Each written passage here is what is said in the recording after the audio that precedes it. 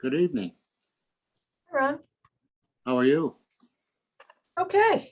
Been rushing around all over the place this afternoon. Did you get over to What's that? Did you get to the party? I did for a brief moment, had some food, and we have, and then hopped on the Affordable Housing Forum for 45 minutes. So that was good. David Fink was doing a good job. But it'll be recorded, so it'll get posted so we can watch it. I look forward to seeing that. What's that? I look forward to seeing that. Yeah, it's a shame that the timing was not quite right.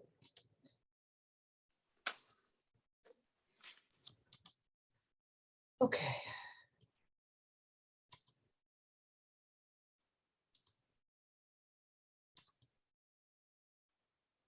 I didn't get a message, but I got a text. Joe Banofsky is going to be late. Yeah, he said he may not make it. He's heading back. Was that later? May not come at all. I don't know what I read it quickly.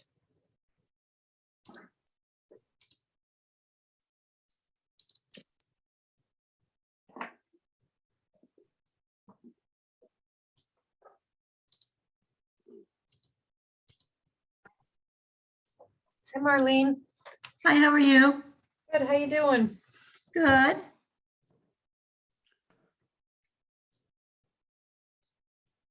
I saw that correspondence, Marlene. Oh, you did? I'll mention it a little later, but I'm saddened. I'm sorry. No, you don't have to apologize. You have to be thanked. Thank But you. I won't say any more until everybody's here, okay? But you'll be sorely missed. Thank you. I'll miss all of you. Well, you can join anytime. In fact, you have a chance to actually look at the people talk. Yeah. Oh, you know what?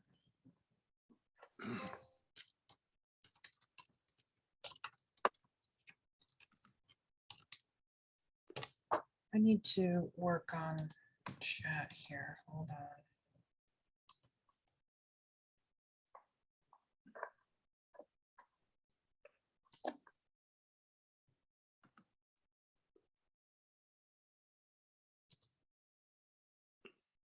Oh. Chuck, Ron, if you don't mind, Chuck Mandel just has a quick question here before the meeting starts. Chuck, did you have a quick question about being on the agenda? Are you there, Chuck?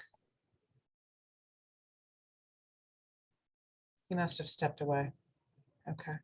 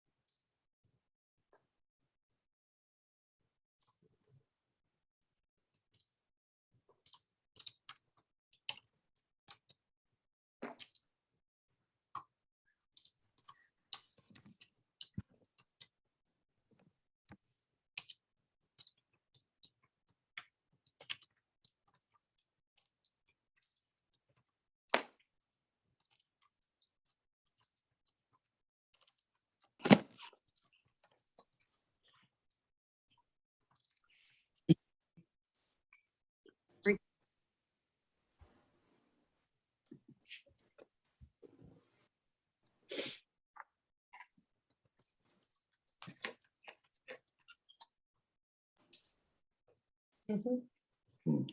Okay.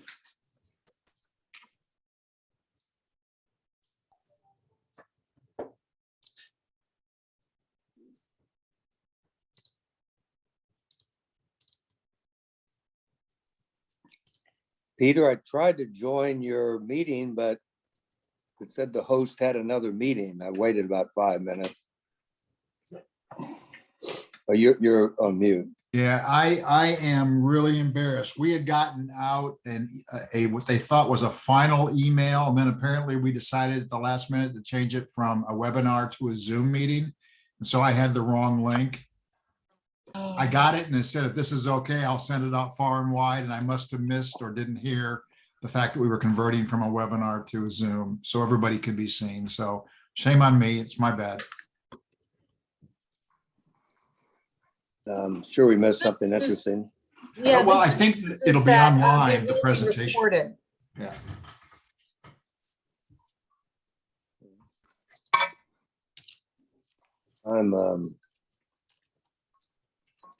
How's your shoulder? Well, I have myself with my beautiful photo of me because you don't want to see my sling. What did you have done?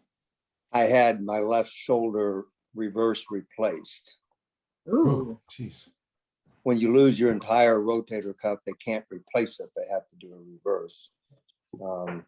But crazily, it was done a week ago. And I have still have had no pain at all from the surgery. I don't. Whatever drug they gave me was fine. That's too bad. I hope you recover quickly. Yeah, I appreciate it. But I'm not at the top of my game. If I ever am.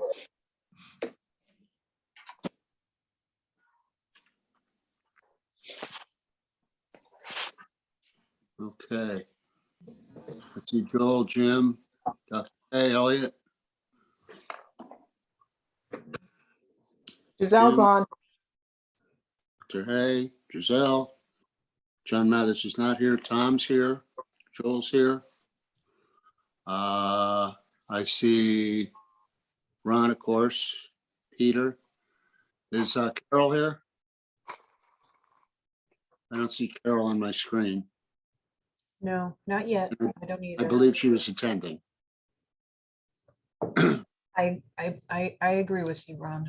She's on the other, Excuse she's on the me. attendees. I She's on will, the attendee side. I just transferred her over. Thank you. Let's make sure nobody else is there either. No, I think that's good. Okay, hi, Carol. Hi, sorry, it didn't let me join as a panelist at first. Okay, well, we fortunately, Marlene caught it and Aaron brought you over. Thank you. So, Right. Joe Banowski was planning to attend. He says he's going to be late, and you said, Aaron, he may not be able to make it at all. So let's get started and welcome everyone to the Planning and Zoning meeting of December 16th, 2021. Before we the meeting itself, I wanted to share a couple of uncomfortable pieces of information, speaking selfishly. The first is, I believe I'll let Joe Miller tell us what he wants to share with us. Joel? Thanks, Ron. Thank you. So after 12 years on planning and zoning, I've asked the town to not reappoint me. Just cutting to the chase. I know we got a lot on the agenda tonight, but I want to slow it down with a lot of me time. But I've really enjoyed serving the town in this capacity. In my opinion, 12 years is long enough, and it's time to pass the baton to someone else and give someone else an opportunity to serve. Well, thank you for that, but more importantly, thank you for what you've contributed to planning and zoning. I think everyone who's had the chance to work with you realizes and recognizes the contributions you've made, the objective reasoning you've used, and you'll be missed, there's no question, but you've served long and well. And as I know you're in the Navy, so thank you for your service. Thanks, Ron. Applause for Joel, please. Good job. The other surprising bit of news I got today, and it is that another very valuable member of our team is going to be leaving us on December 23rd, and that's Marlene Kennedy has turned in her resignation.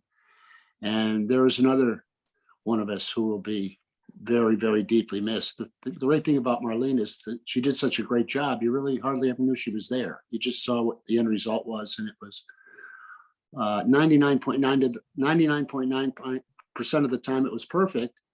And the other 1/10 of the percent of the time, she told us at the next meeting about the mistake she made, whether it be punctuation or getting a name wrong. So it was just remarkable, the work you've done. And I feel sorry for Aaron, who has to now find somebody to replace you. But Marlene, thank you so very, very much on behalf of the commission for your help. It's just been a remarkable run. So thank you. You're welcome. Thank you. Thank you. Next, before we start the public or the meeting itself, with John Mathers not with us this evening, I would like to seat Peter Roos for John. And since Joe Banowski is late, I would like to seat Carol to replace Joe. So with that, we would like to move forward. The first item on our agenda is, public hearing. But Aaron, you had a suggestion? Yes, Ron, we do have Lorraine. 2 other applications that will be before you. Actually, 3 items for potential action before the commission. The first is an 824 referral on behalf of the town, and that's for a lease of to Verizon for our cell tower on town campus property. The second is a subdivision application on Wildwood Avenue. And the third is a site plan modification at 96 Wall Street, the Bradley and Wall Restaurant, for a 1-story addition. If the commission would entertain rearranging the agenda to hear those items ahead of the public hearing, seeing that the public hearing may take a little time to get through our public comments. I'm afraid that's certainly what I expect. Can we have a motion to move those forward from anyone? I see Peter's hand raised for a motion, a second from. A second. Any discussion? All in favor? Aye. Hey, Okay, Aaron, what do we have first? Okay, I can do the lease documents for you. I apologize. I have one screen for sharing here. I got it. This is a referral from the Board of Selectmen to enter into a lease agreement with Cellco Partnership Verizon Wireless at the Arts Barn. As you're aware, 824 referrals, you wear your planning hat under the planning statutes. Although there's not much planning involved with a cell tower lease, it's an opportunity to provide some revenue to the town for our existing tower space. Since it is a lease of town property, it is subject to an 824 referral, and that is why it's before you this evening. Any questions from the council, from the commission? Okay, it is, as Aaron pointed out, routine. There is no zoning or no planning in zoning involvement, because cell tower equipment, antennas and so forth are under the jurisdiction of the Connecticut. Did I see a hand from Giselle? No, turning off an alarm. Oh, okay. So that the conformance engineering standards for tower strength to hold the antennas, the radiation emissions and so forth, that's all subject to review and approval by the state, by the siting council. So we have no involvement, again, as Aaron points out, but because it's a lease of municipal property, it needs an 824 review. And I think in my mind, it checks a number of boxes in the plan of conservation and development. And I believe also generates about $20,000 a year in rental. Plus personal property taxes on the radio equipment. So could I have a motion on the 824? From someone? I make a motion to, the From application. Madison? Okay, second from Dr. Hay? Okay. All in favor? Aye. Opposed? And I think thanks should go to Chief Drum and Ed Brunt in the police department for their work in reaching out to the carriers to share use of the tower. Not only does it mean revenue for the town, but it potentially means one less tower in Madison and very close to the town line. So good work there too. Next. Okay, next is Wildwood Avenue subdivision application. I will bring over our applicants here to present. Perhaps I could read that into the record. Would that help? Sure. Application 21-20 plus coastal plan Wildwood Avenue, map 54, lot 21 in the RU1 district. The owners are Hillary and Michael Delaney. The applicants are Hillary and Michael Delaney.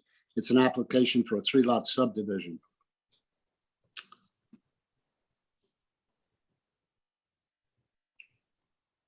Is there anyone here to represent the Delaneys? Yes, thank you. Just trying to button in. My name is Jim Galligan. I'm from Nathan Young. I'm a registered professional engineer licensed in the state of Connecticut. And I work and our address is 1355 Middletown Avenue in Northford. We represent the Delaneys tonight in the application that's in front of you. The application is for a 3-lot subdivision on a 10.5 acre parcel. The parcel is located in the southwest corner of the town, just off of Green Hill Road, Wildwood Avenue, and Sheep Pasture Road. The parcel abuts the town of Guilford. We have made a referral to the town of Guilford per statutes. The parcel fronts on both Wildwood and Sheep Pasture Road. The lot access for the project is from Sheep Pasture Road. Do I have plans, Aaron? Are you going to screen share or would you like me to share for you, Jim? Actually, I thought Nick was going to do the I can- screen share, but Yeah, I was gonna say, I can do so as well. Sure. You have Okay. permissions. thank you.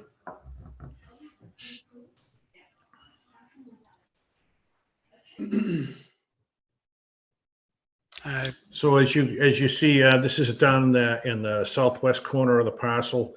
That heavy line that you see going diagonally across the plan is the town line between the towns of Madison and Guilford. The double line down at the bottom of the picture is Route 1. This is just around the corner from Zhang's. The parcels all meet the zoning requirement. They range for between 89,000 square feet and 241,000 square feet. They're served by by private well and by septic system. We do have a conceptual a feasibility approval from the health department for the septic systems. We have also secured an inland wetlands approval from the Inland Wetlands Agency for the town of Madison. The project is also partially located in the coastal area zone, and we have a letter on file from the Connecticut DEEP regarding the CAM report. I'm trying to think of what else there is. As you can see from the plan here, Sheep Pasture Road is on the right-hand side here, and then the parcels is the 3 lots are separated into the middle of the parcel. There's a knoll that runs right down the middle of the parcel, and lots 2 and 3 are both accessed via a common driveway from Sheep Pasture Road with a right-of-way that goes over lots 2 and onto lot 3. And right now we have access for lot 1 directly from Sheep Pasture Road. It's a pretty straightforward subdivision. There's no road construction. There's no major construction other than the creation of the 3 lots themselves. Okay. Any questions from the commission? I have a question. Oh, Carol, please. While we're on this slide, it looks like there are 3 in-ground pools that each house has. Will those That's correct, yeah. Will those require any kind of blasting?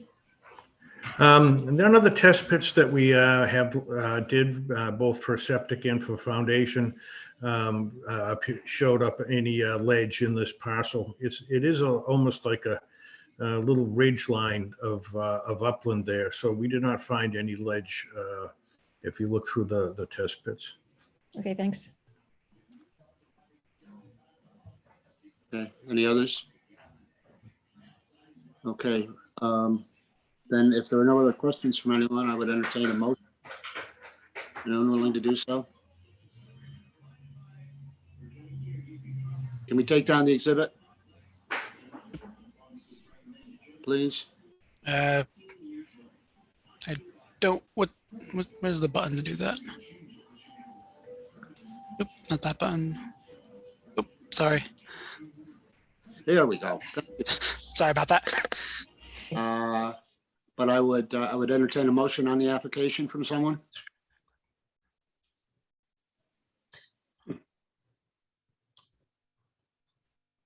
I'll make a motion to approve. Thank you, Elliot. Anyone offer a second? I'll second, Giselle. Thank you, Giselle. Discussion. What does everybody think? Seems straightforward to me. Yeah. Same here.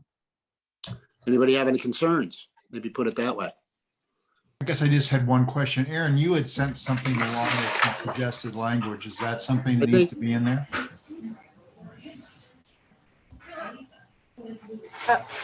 I'm sorry, Peter, I didn't, You had sent us a file before the meeting with some suggested language, I think, for this property. Is that something that should be brought into the record? a draft resolution. Yeah. Is that what you're referring to in this motion, that Elliot, that was the motion you're proposing, the draft resolution? There's a lot of background noise from Yeah, somebody. I think it was Jim. I just muted you, Jim. Yes, I did provide the commission with a draft resolution. Is that what you were referring to, Elliot, in your motion? Yes. I'm happy to share Yeah. that if anybody. Yeah, if you want to share it, That, you want me to? sure.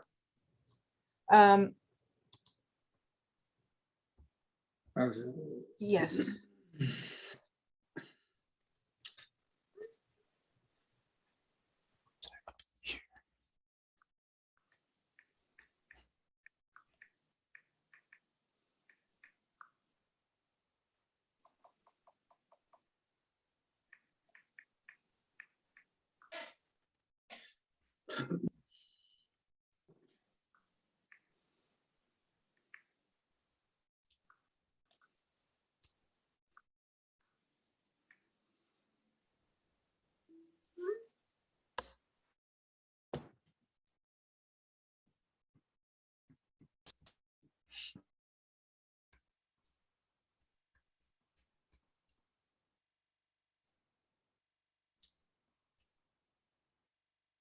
Okay, so that was the substance of Elliot's motion. Has everybody had a chance to read it? Yes. Okay. And we have a motion and a second. Then any further discussion? Hearing none, call the vote. All in favor? Aye. Aye. Opposed, none. Approved. Thank you. Thank you, Mr. Gallen, for your time. Thanks, everybody. Thank you. Okay, next. Aaron, the other one you wanted to bring up beforehand? Yes, I am, will be adding here, John Matthews as a panelist to present the application to you. I apologize. Let's see. John, if you could just indicate who else you may have here that you want on the panel as well. Michael, Michael Iocursi. okay, our attorney. Okay, there you go.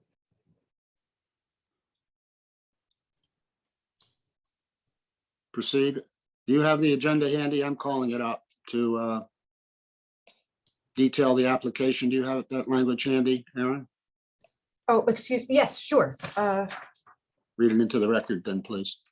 This is number 2131, 96 Wall Street, map 38, lot 28, D district. Owner applicant is 96 Wall Street LLC. This is an application for site plan modification for an addition to the existing building.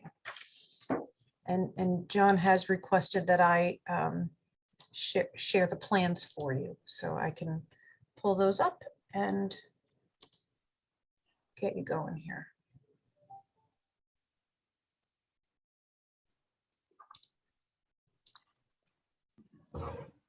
Okay, John, you want the site plan? What page are you looking for first?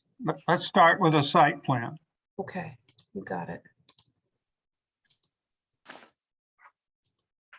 I can zoom out here. I've got a lot happening on this screen. I apologize.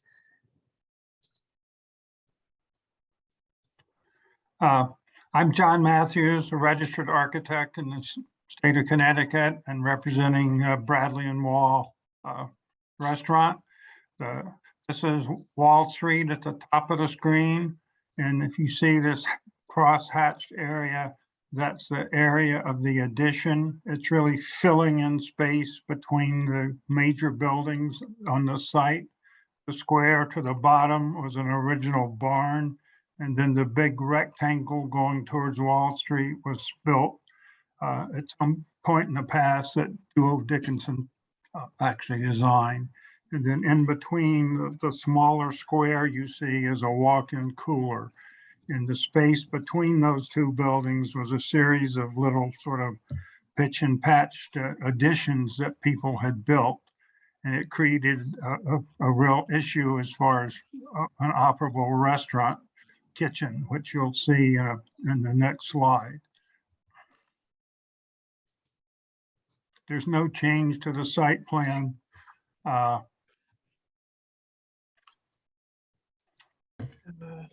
Bear with me, John. They weren't, it wasn't a set. I apologize here. Let's see here.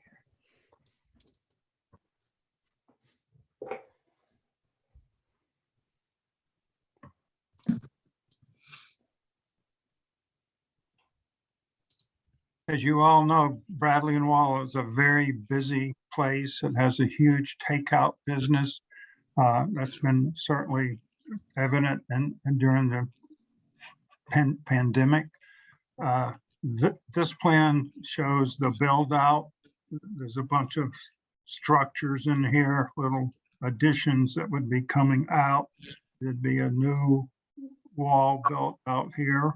It's like 2.5 feet beyond the face of that existing building and 9'2" beyond the face of the rear barn. And then this whole area would be renovated and made to a workable kitchen.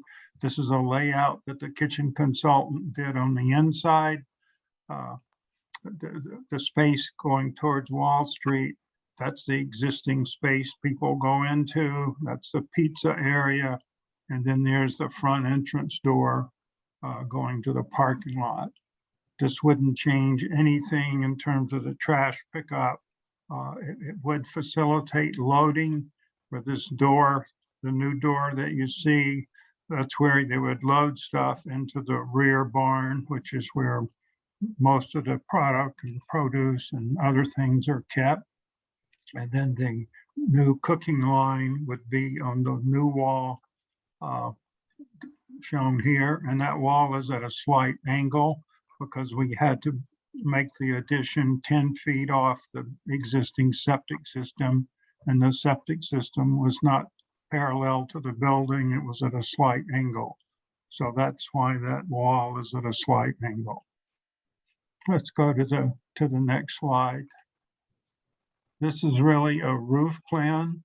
And this wall where the stoves are below comes up 14 feet high, and it has like a mansard roof on it.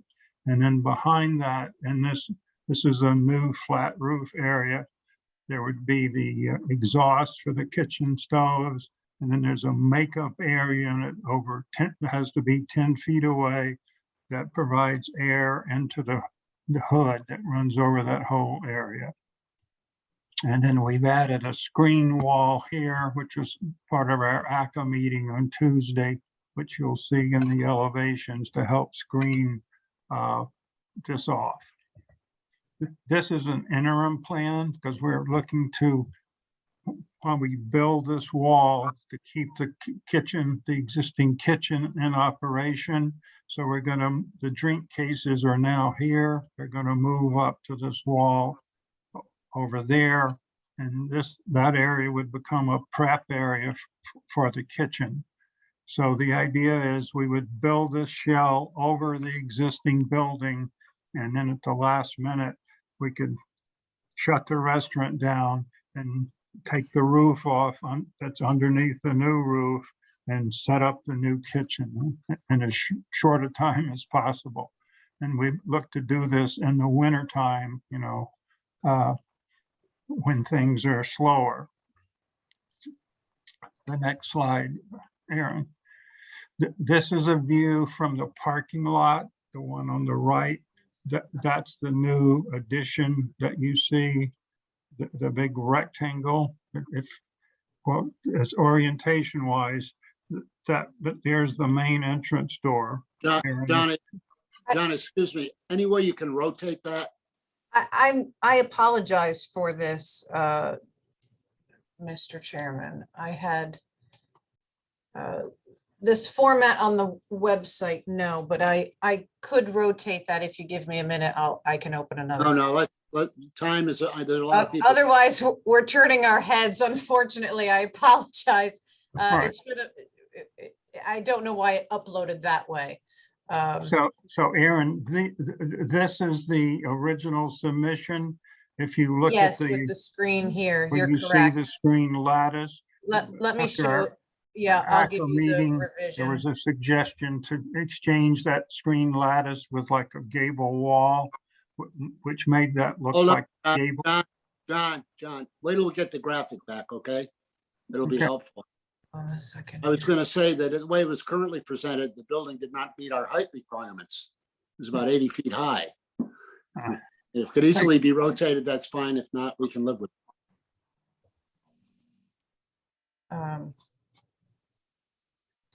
I'm going to give you the revised plan, but it's still crooked. I apologize. Okay, we can deal with it. But at least you can see this was, as John indicated, a recommendation from the design committee. Maca, okay. Excuse me. Yes, So can you window out on this, Aaron? I can zoom out here for Zoom everybody out, to see. please. Okay, so here is that wall now. That's what you would see from Wall Street. Mhm. And the hood you see is 10 feet away from that. So visually, you really wouldn't be seeing that. But this looks like it's a gable roof, but in fact, it's only a half gable roof. This is just a screen wall. This is made from a section inside the existing kitchen looking that way. Okay. So there is an elevation, Aaron, scooch that down. This No, one? that's from the rear. From the rear, it still has that half roof. So let's go to the next sheet. Here we go. Section. So here you can see that roof. If you look at the bottom left of the screen, that gable. Oh, here. Oops. And then here you can see in these sections where we would build the new wall And then we would build the new roof over the existing roof, which you can see is dotted to these up and down areas. So the kitchen underneath could still be in operation when we build that new roof. And then once that's up, then we would close down, tear all that existing stuff out and repurpose the kitchen and the new space. Okay. But there's still the elevation from Wall Street that's missing, Aaron. No, that's here. This one? Yes, this is it. Yeah, this is what you would actually see from Wall Street. The little roof over the entryway is screening this off, and then you could see that sort of what we'll call a fake gable on that side. Half of it is a real gable. The other half is just a screen wall. There's nothing behind it. So it seems like we had another plan.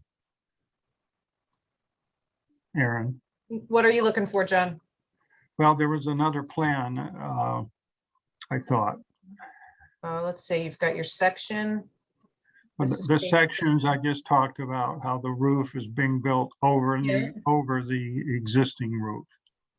Okay, and And this I is think it would be, elevation.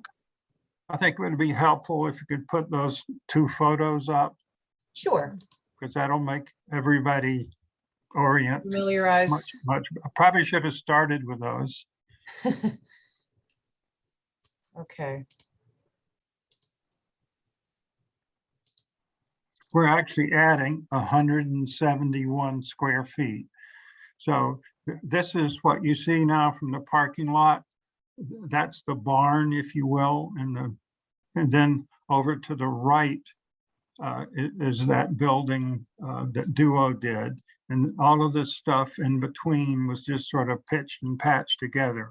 Now to get from the main building to the barn, you have to go through the kitchen, you have to go outside and then go into the barn. So they're constantly taking trays of stuff from the outside in. The new addition would see where the screen door is on the left of that opening. It would come out from that left side of the screen door, 9'3". And then over here where the corner is above the blue car would come out 2.5 feet and then go straight across. Well, actually at a slight angle. And then that roof would be up above. It would screen off this other stuff that you see up there that wouldn't be seen anymore. So it really does clean up this whole area. And then the landscaping, these two elements have to come out, but they would be replaced. John Cunningham would be replacing the landscaping because we have to take them out in order to dig the foundation for the addition. Look at the next one. It's a similar shot, but it just, again, gives you the sense. All the materials would match exactly what's there. Wood clapboard, same color, same roof shingles. And that, again, that door you see actually goes directly into the kitchen now. And then that door behind it is just a little storage room. And then the black door opening to the left is the door into the barn. Somebody put up this little piece of roof to try to keep the rain off the people going back and forth. So it's really a Mickey Mouse situation. This will really make this kitchen a very viable kitchen now for the amount of food that they put out here. Okay, So- anything? If you have any questions, I'll be glad to answer them. Terrific. Questions from the commission? Anyone? None? Hearing none with questions, I will ask then for a motion from a member to act on this. Anyone? Anyone willing to make a motion? I'll make the motion, Ron. Doctor, And I'll second it. thank you, Tom. Discussion? None whatsoever. I will add to the discussion that it looks pretty darn good to me. Glad to see that we've got a growing restaurant and business in town. That's an excellent point too, Tom. So with that, I will call the vote. All in favor? Aye. Opposed, none. Congratulations, John, and good luck to Bradley and Wall. Well, thank you very much. Thank you. And have a Merry Christmas. You too. And to everyone else, thanks. Thank you. Thanks. Okay. Next is indeed the public hearing. And I'm calling up the, pardon me while I get the, read the information in the application, which I'm having difficulty doing. Here we go. Oh, I was gonna say, just holler if you want me to. No, the public hearing, which I will be asking to reopen in a moment, is application 21-23 plus the coastal site plan at 92 Scotland Avenue, map 39, lot 37 in the R2 district. The owner applicant is 92 Scotland Avenue LLC. It's a site plan review application for proposed affordable housing development under CGS 830G to construct 6 residential dwelling units and associated site improvements. Application also includes a coastal site plan review. This is continued from December 2nd, and I would entertain a motion to reopen the public hearing, please. Move that we reopen the public hearing on this Thank matter. you, Jim. Second by Peter. Good evening. When we left off on December 2nd, we were beginning to ask for questions from the general public. And I'd like to continue with that. However, since the applicant, I believe, has more information to provide, they were before ACA the other night. And from what I understand, have made some changes and may have some additional information. I'd like to give them the opportunity to present that to us and then get back into questions. Does that make sense? Hey, Ron, I've just got one point, if I could. Yes, sir. I do want to let you know that while I wasn't seated last time, I did, I missed probably about 5 to 10 minutes up front. I did watch the beginning part of the recording, so I'm 100% up to date. Thank you. And I have that question also for Carol Snow. Carol, you were injured last 2 weeks ago and it appears to have recovered. Can you state that you have watched the tape of the meeting and read the minutes of the meeting?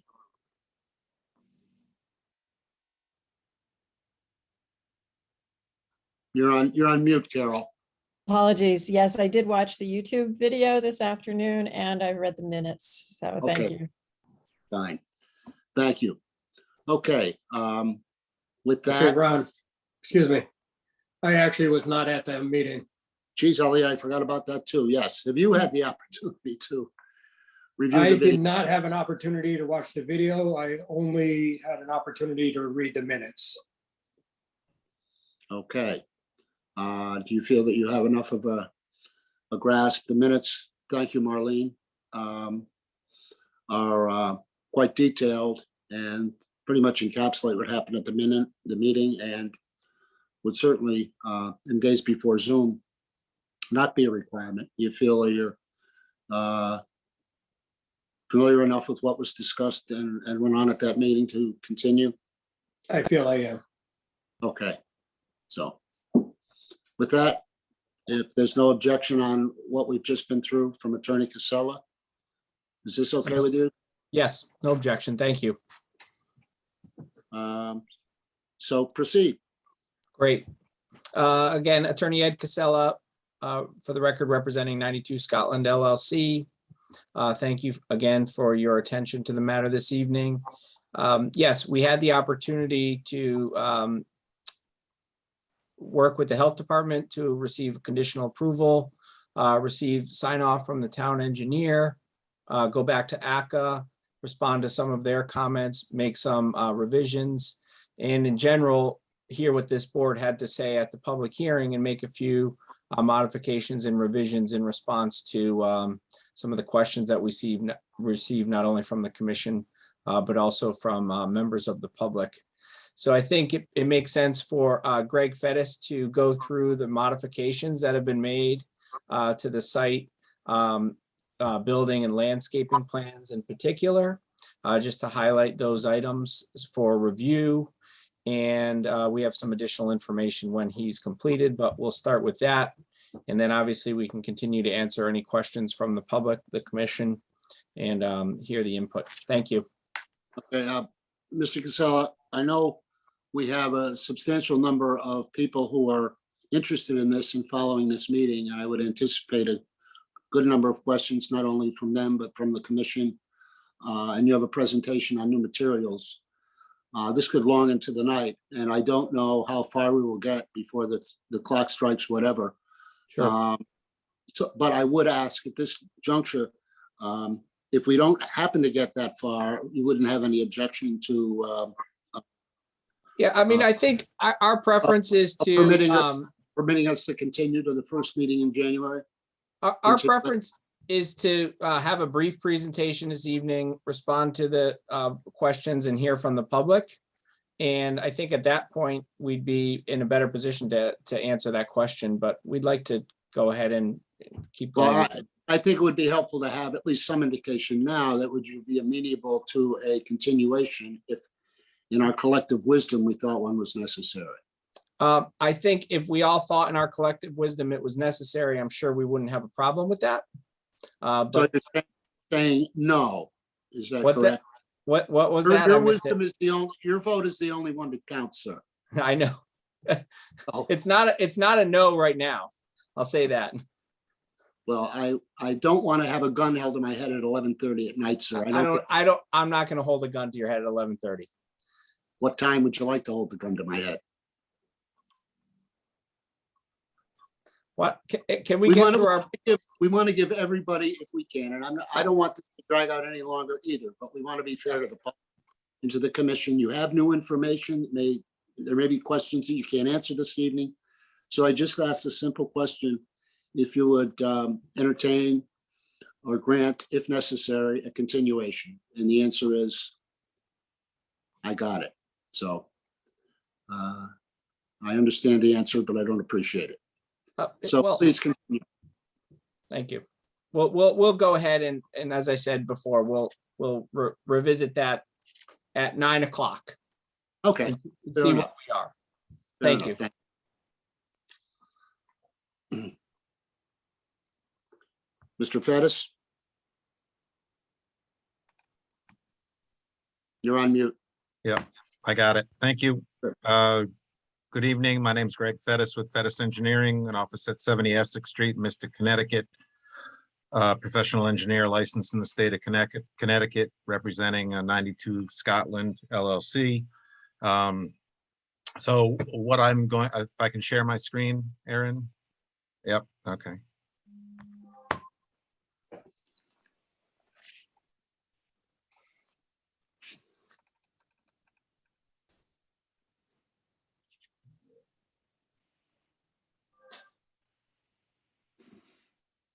Okay, and what my plan is to basically go through a letter that we submitted to Aaron Mannix on December 9th. It should be in everyone's in the file or in the record.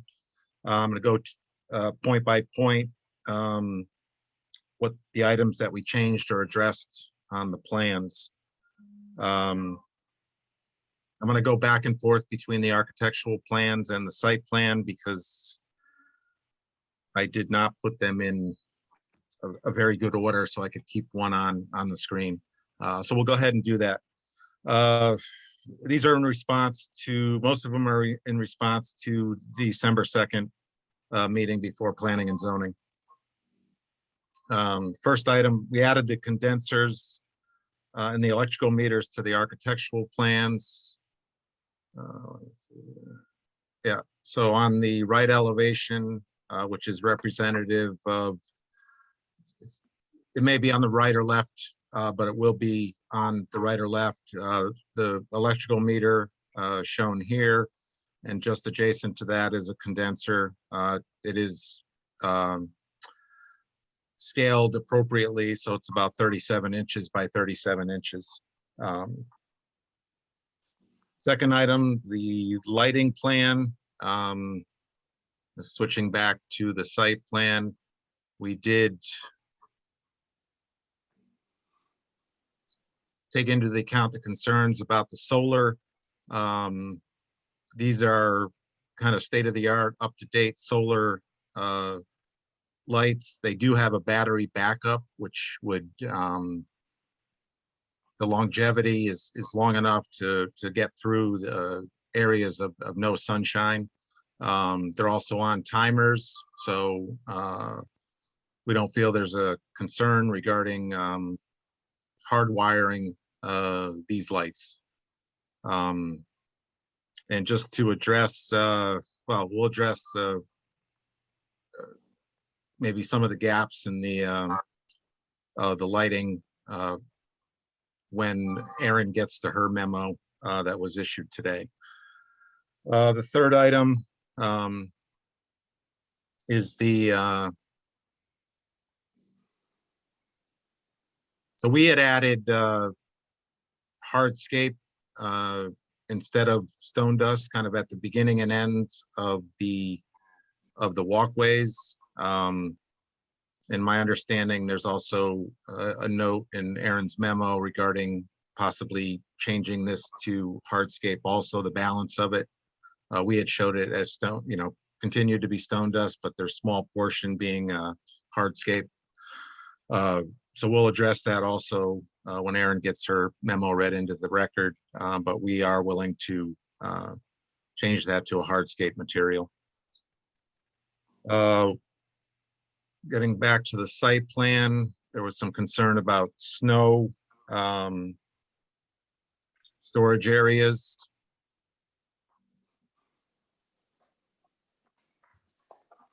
So we added these clouded areas, which typical snow area, stockpile areas. So basically all along it'd be the south side of the parking area or the aisleway, also along the northern, between the fence and the edge of parking, and in the corner of the northeast corner of the property. And again, if we do get successive storms or the snow seems to be piling up, as is done, even downtown Madison would be loaded into trucks and trucked off to an approved disposal area for snow removal. So we added screening. I think we had added this last time, but fence screening with landscaping, and we did detail that.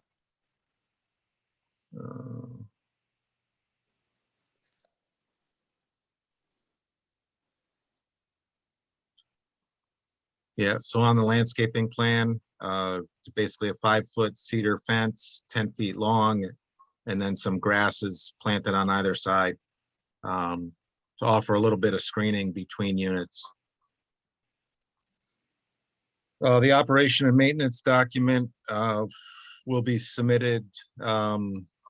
We agree, I think Erin mentioned it in her memo, that did not get submitted yet, so that'll be a condition or a technical item. Switching back to the architectural plans.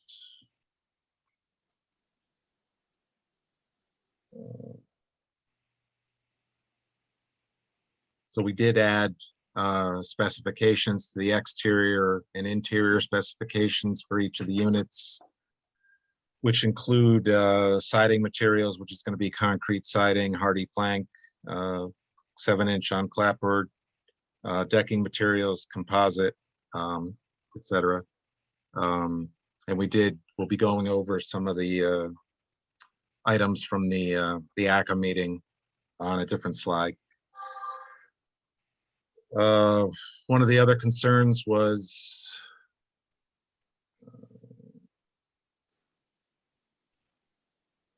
bedroom sizing.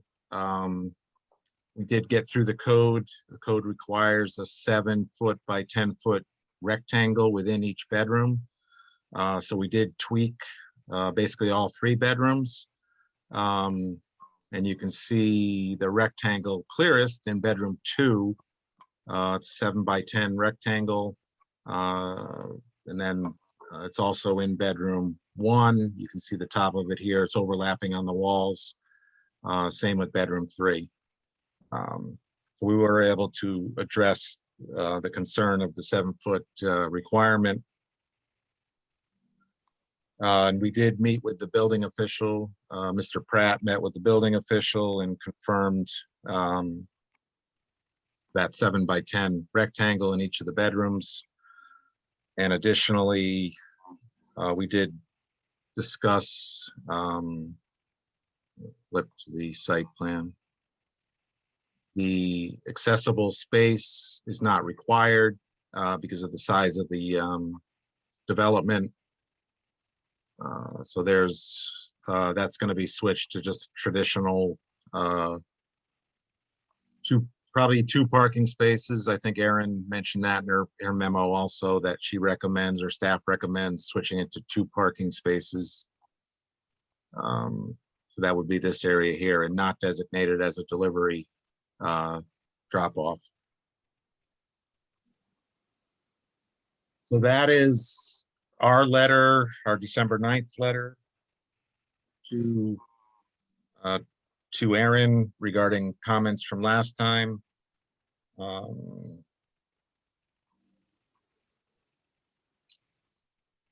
just throw up the, so at the ACA meeting, they did want us to, we had originally contemplated going with all the same color buildings. They did talk us into 3 different colors. So we have an Arctic white, a pearl gray, and a light mist. So that we did agree to with ACA. Additionally, we also agreed to treat the gables on the on the elevations a little bit differently. So we gives each of the units a little bit of a different flair. And these are just some examples of what was built by Mr. Pratt, an 800 square foot cottage in Madison. So some of the finishes, the metal roof, or standing seam roof, the different finishes of the clapboard, and so forth. And I don't know if Ed wants to jump in on this, but this was in East Haddam, kind of very similar to what we were thinking regarding the look, the size, and so forth. But this is next to the Goodspeed Opera House, and it's for actor housing. Yeah, I'll just make a comment. Those are a little bit bigger than what we're proposing, but I think you can compare the density. Frankly, our spacing is probably a little greater between the houses than these are. These are right past the Goodspeed once you cross the bridge on your right, and a similar size piece of property. So it just gives you an idea of what the concept can look like. I'm going to jump to the town engineer response letter, which we again sent on December 9th, or dated December 9th. He had asked for pre and post development watershed maps. We added those. He asked for additional details for the outlet structures. We added those. And another detail for the perforated pipe detail level spreader. So we added that to the plan set. And I'll just go through these quickly, and then I'll just flip back to the site plan and show you the applicable stuff that we added. Again, repetitive comment. We attached the drainage maps as requested. He had some questions regarding time of concentration in our drainage calcs, which is basically how long it takes for a drop of water to get to our analysis point. We clarified all of that in item 2, as well as 3, a similar comment, time of concentration clarification. We also clarified how much of the paved parking area drains to the proposed level spreader. So we did clarify that, and that actually got clarified on the drainage maps. And we did add a filter strip and infiltration trench, which we did not. It basically acts as another retention area. We did not add that into our calculations, which makes the calculations a bit more conservative than without that added in, because that would slow down flows as well as reduce volumes than what we presented. Item 5 was we had some conflict between A and B soil groups. All the soils on this site are A, so we fixed that. We did clarify the roof leaders, just so everyone's clear. All the front and back porches of units 5 and 6, as well as the main roof, are tied into the underground infiltration. Units 1 through 4, the back porch, as well as the main roof structure, are tied into the system. The front stoops, which is basically over a very small area, is not captured with a gutter and leader.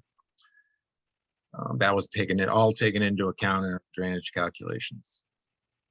You had a question regarding the slopes, 2-to-1 slopes. In the rain garden, we're proposing an erosion control blanket to stabilize until vegetation can be established on the side slopes. And if we need to, we'll supplement with a 3-inch crushed stone as necessary on those slopes. He felt our 2.5-inch orifice coming out of our control structures was small. It is small, but that's what we needed to basically, well, one, we upped it just to 3-inch, which isn't much bigger. However, that's the size that's needed to retain the water and release it at the proper rate. We did put a trash debris guard on the inlet, so it's one extra step in keeping out debris from that orifice and clogging it. That'll also, all of this will be outlined in our operation and maintenance schedule. We had a typo on our benchmark. We fixed that. It was adjusted. Now it makes sense. Again, I think we talked about this last time, but he mentioned the 6 individual water services coming off of Scotland. 4 of them are together. We did show them far enough. We did show them far enough apart so everyone could see what's happening, but it'll only require a 4-foot trench to put those 4 services in. But we would agree to contact or be in contact with Connecticut Water as this project moves forward and try to see if there's a way to reduce the number of crossings.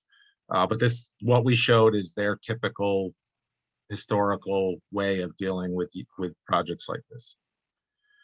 The 11th, we added a cross section of the sidewalk and the grading, and we added a detail to the plan. And the last item, which we did not submit yet, but I think it's covered in Aaron's memo, is that we would present a long-term maintenance plan for the application, which is basically maintaining how are the rain gardens as well as the underground infiltration maintained and the level spreaders. And we did receive Aaron received on December 16th, which is today, a memo or an email from the town engineer that basically says his review comments have been satisfactorily addressed by Pettis Engineering in their revised plans and stormwater counts, and letter to him dated not December 9th, 2011. I think, let me just flip back to the plans and I'll just quickly show you the details that were added.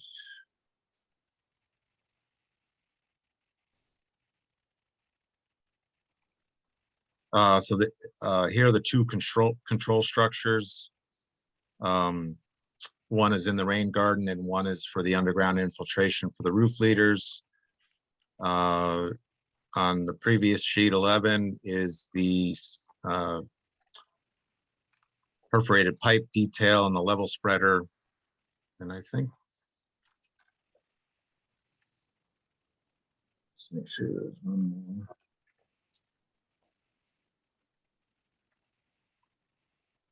more. I think that was it. The outlet structures and the perforated pipe detail were the information we added for his review. I think. Go ahead.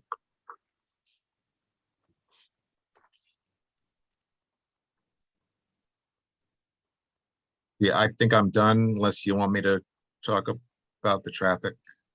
No, yeah, I'll just run through it if you want. And this, one of the major questions, if you can stop sharing your screen, Greg, that had come up at the previous meeting and we wanted to make sure was addressed was the question concerning the amount of traffic that would be coming from this development. As you know, there's an existing single-family house located on the property. So we're basically proposing 5 additional units. And we had a traffic engineer perform a review of the plans as proposed and issue a letter to us that I can share the screen and provide for the record.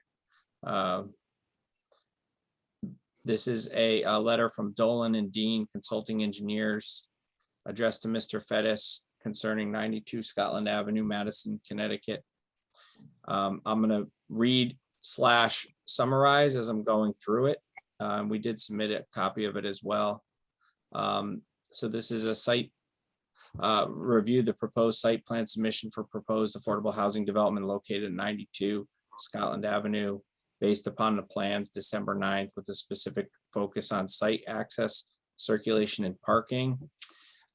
21,946 square feet is presently developed with a single family structure that would be raised to permit the proposed development. The subject site is served by 2 driveways along Scotland Avenue that are unpaved and consisted of stabilized gravel, compacted rock. The general characteristics of the surrounding area are primarily single-family homes with municipal recreational fields located immediately to the south. The proposed development consists of 6 3-bedroom single-family homes that would be served by common driveway to the northerly end of the property, leading to an internal parking field. 12 total parking spaces provided at a ratio of 2 spaces per unit, with one of those spaces designed to be convertible, handicap accessible.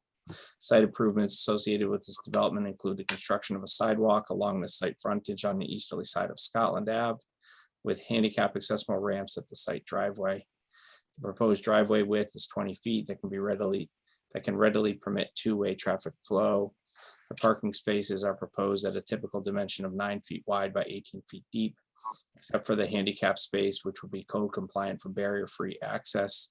The site plan indicates that the handicap accessible space can be provided as a convertible option should a future resident require handicap parking. Otherwise, we recommend that the parking space be increased to 9 feet wide for consistency with remaining spaces, and that the adjacent striped area be depicted as short-term delivery. The individual homes will be connected by a common walkway that leads directly to the parking field. Some of the homes will have individual unit access to the walkway, and some of the homes will also have access to the sidewalk along Scotland or directly to the parking field. We've projected, this is the trip generation, which I think is the important consideration. We've projected additional site traffic from 5 additional homes to be developed. The estimates were developed using industry standard, but published by ITE, Institute of Transportation Engineers, and summarized in the trip generation manual from 2021. The relevant data is appended to this letter, and table 1 summarizes the projected traffic from 5 additional homes.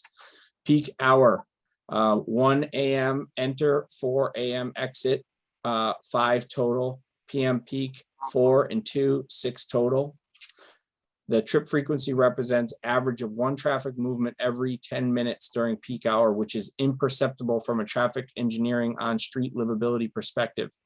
This type of traffic impact is insignificant and will not impact traffic operations or alter the character of the street system or along Scotland Avenue. During all other hours, volumes exiting and entering the site will be even lower. Daily traffic is similarly low and will not negatively impact street conditions. If some future site residents were to walk to the train station, this would impact even lower. ITE offers objective minimum traffic volume threshold to determine traffic impact studies would be appropriate. It is accepted professional practice. ITE recommends that traffic studies should be performed only when a development generates 100 or more new traffic trips during an hour.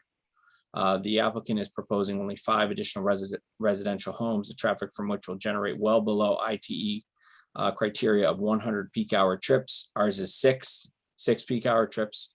Thus, the low projected volumes would not require a detailed study to reach reasonable conclusion of no significant impact. From their review, the existing conditions and proposed site improvements, we've concluded that the proposed dimensions are consistent with typical design engineering and will permit safe and efficient vehicle ingress and egress. They do recommend a stop sign be posted at the site driveway in advance of the crosswalk for residents, so that residents are appropriately directed to yield right of way to pedestrians and vehicular traffic along Scotland. Scotland is posted 30-mile-per-hour speed limit and runs in a straight direction with very modest upgrade running from south to north. Except for overgrown vegetation along site frontage, there are no constraints to site distance. We recommend that the applicant clear all existing overgrown vegetation within the street right of way as appropriate to provide improved sight lines, particularly the large shrub near the existing northerly site driveway and further south approaching the driveway to the JC Field.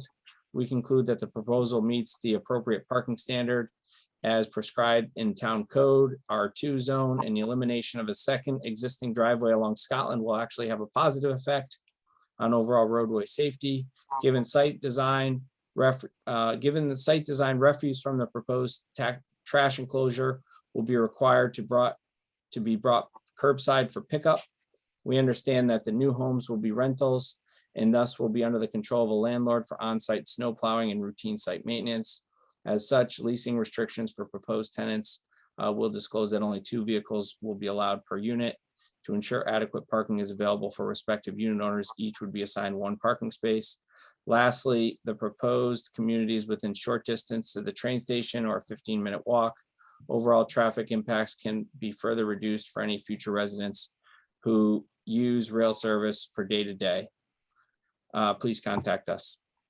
They provide the trip generation average rate peaks, engineering data that comes with ITE for single family detached housing. And as we talked about, it's basically 1 trip per unit per peak hour, 5 a.m., 6 p.m.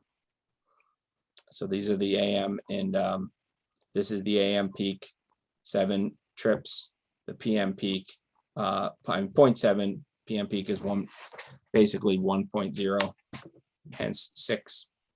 So that's the just to help the commission understand from an engineering perspective, the proposed development will not have a negative impact on what the traffic situation is on Scotland. That we understand, during Saturdays and Little League season can be a difficult place to be, but this development, I think most importantly, will not negatively impact or frankly impact it at all. So that's just some additional traffic information that we had. And I believe with that, Greg, can you correct me if I'm wrong? That's the information that we had updated and wanted to share with the commission this evening. That is correct. Okay. Thank you. What I would like to do before we resume with the public, well, 2 things actually. Number 1, I'd like to have the commission, you raise some information. There's some questions that may come from the commission. I certainly have a couple.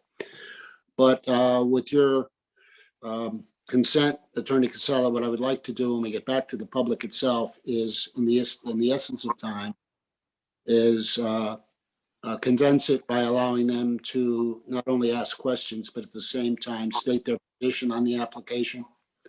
And then possibly at the end, after the questions are asked, you could answer them one by one. Would that make sense?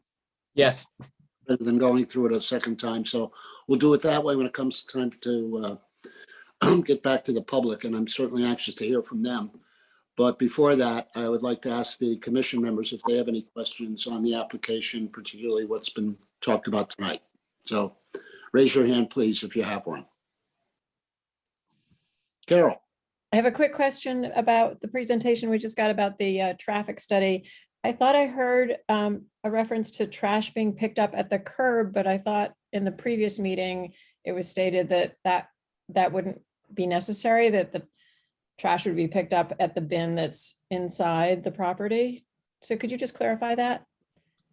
Sure. Greg, do you want to answer that?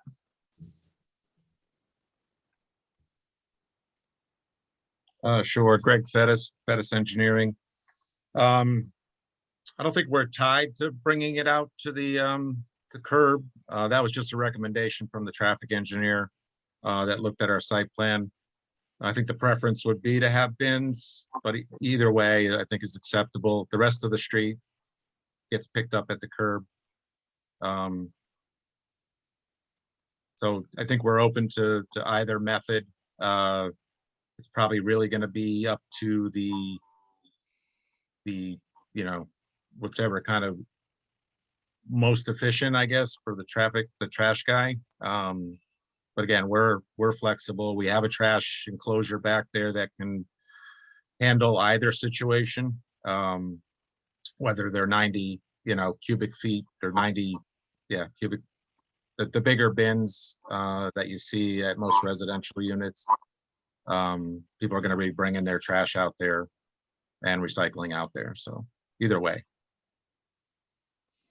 Can I follow up on that? Either way, you presented it as a trash reception area in the rear. Yep. Where do people keep their bins?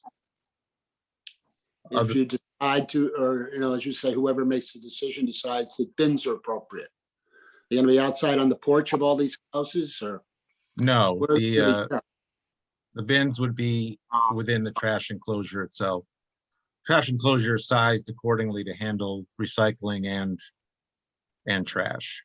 So people would have a small container in their house that they fill up with recycling as well as trash. And then they would, as they have a full bag, they'll walk it out to the trash enclosure. In either case. Well, you're talking about bringing the bins out to the street, and I was just wondering how that could possibly occur. So I just needed a little clarification on that, I guess. Any other questions? Yeah, Ron, I've got one. Peter, please. Yeah, so I was looking at the application file today, and I need some clarification. There's an email between Greg and Trent Joseph, who's the Director of Health for the town of Madison. And it says that the subsurface sewage system site plan is not approved. And so I understand that. Are you saying now that in further discussions since then that it has now been rectified and Trent's prepared to sign off on it? Yeah, Greg Fettis with Fettis Engineering. Trent did send an email with a conditional approval. So yes, there was a few emails that went back and forth with Trent and myself. You agree, Aaron, that's the deal? Yes. Okay. I'm able to share that as well for reference or clarification. And I did indicate that in my memo to the commission dated today, December 16th, 2021, which I am submitting as part of the public hearing record. If I could follow up on a question, go ahead. I'll let the commission go first. Go ahead. I had a follow-up question on it. That was my question, Peter. I did see the fact that there was a second letter in the file that said it was a conditional approval. Just wanted to be clear on what the condition of approval is from the health department. You're looking for that clarification, Jim? But I'm looking what the condition is for approval. Yes, so to paraphrase that email from the health director dated yesterday, December 15th, which is included as part of the record of this application. The health director indicated that the septic system requires Connecticut Department of Public Health approval based on its design flow, and indicating that that application needs to be referred to the state, and has issued has conditionally approved that subject to state approval, as well as additional test pits to confirm the presence of ledge, or not confirm the presence of ledge, as it may be. So yes, Attorney Casella is sharing that email now. Okay, I did see that. I'll reserve my comment till later. Okay. I think one important thing regarding septic is septic is always a we can't get a building permit even if zoning approves this unless we meet the public health code for this application. And depending on the level, some applications are local only, some are state, but it's always we always need to be able to satisfy the health director prior to this project moving forward. Thank you. Thank you. More questions?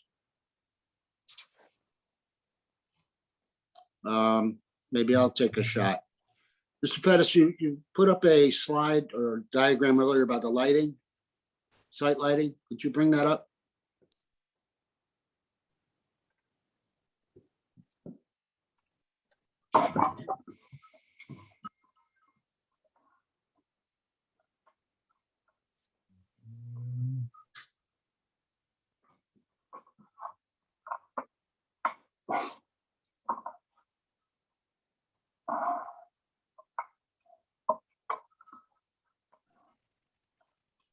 Okay. And that's it. That's a photometric diagram. Would you consider that to be? Yes. It's the least descriptive photometric drawing I've ever seen.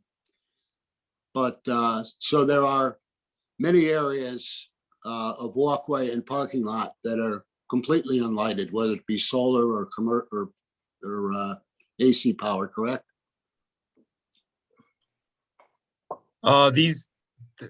What's shown is the photometrics for the individual bollard lights or the solar lights. Yeah.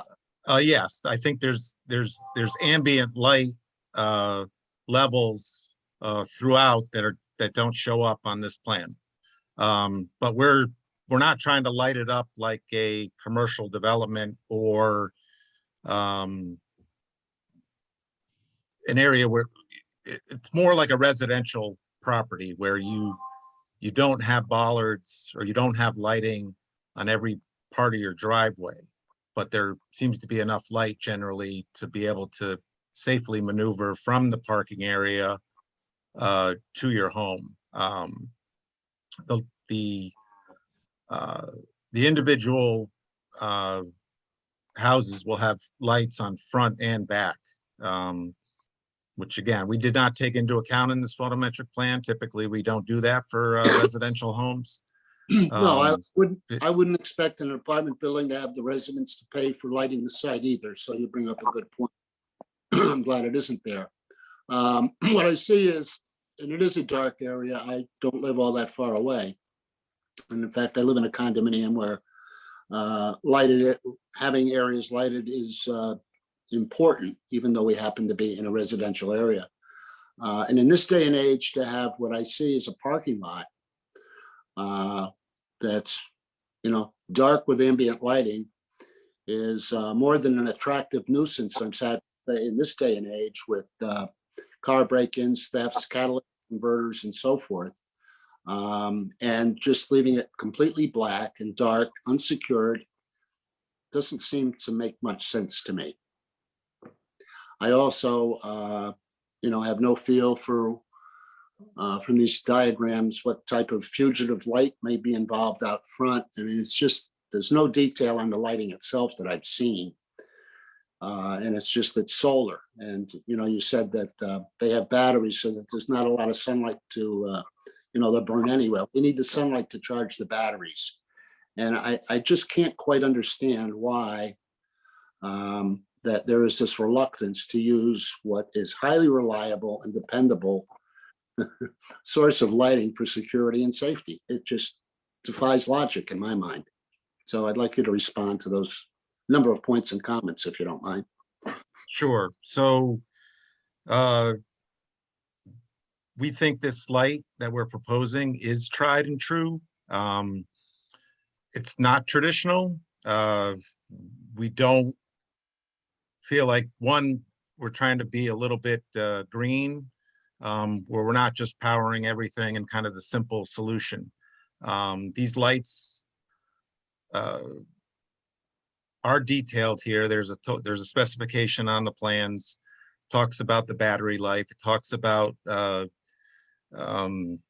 timers and so forth. There is yes, it seems to be a gap here in the parking. I think Erin mentioned that in her memo. I did discuss with the owners that, we could drop a couple of bollard lights in between here. They'd be blocked by the fence that's there existing today, so the neighbors it would not affect the neighbors, but it would light up that area. I really think that's probably the only kind of dark area in the parking that you kind of mentioned, thefts and break-ins and all that. We would be willing to add, I think 2 would be appropriate back here. And the balance of the units with their lights on would light it up. It's going to be well lit. So I don't know if I answered every question that you had. I think if we weren't confident that these lights would work, we would be going the other route. And if if 2 years from now they're just a hassle and a maintenance problem and they're not lighting the areas up, then we're going to either find a better solution, whether it's solar or something else, or we're going to bite the bullet and hardwire lights that make sense. Okay, thank you. One other thing, and then I'll see if anybody else has questions, get to the public. I was, Mr. Casella talking about the traffic situation and the report from the engineers.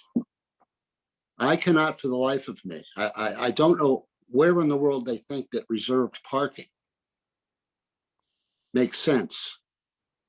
Because what it does is it gives you really no flexibility. Someone goes away for the weekend. 2 people go away for the weekend. Their spaces are vacant and nobody can use them.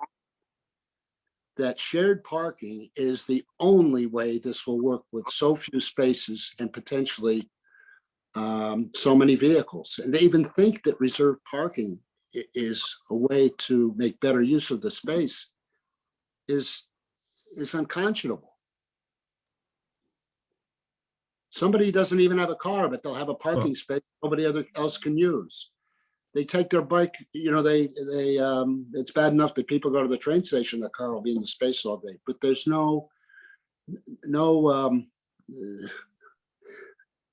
no sense, none whatsoever, to recommend that there be reserved parking. Because most of the time, with all these trips they talk about in their letter, a good part of the time, those spaces will be vacant yet unusable. This is Greg Fettis with Fettis Engineering. I don't disagree with you, Ron. I think the flip side is that somebody comes home and they don't have a parking spot. Well, I thought we So- had parking.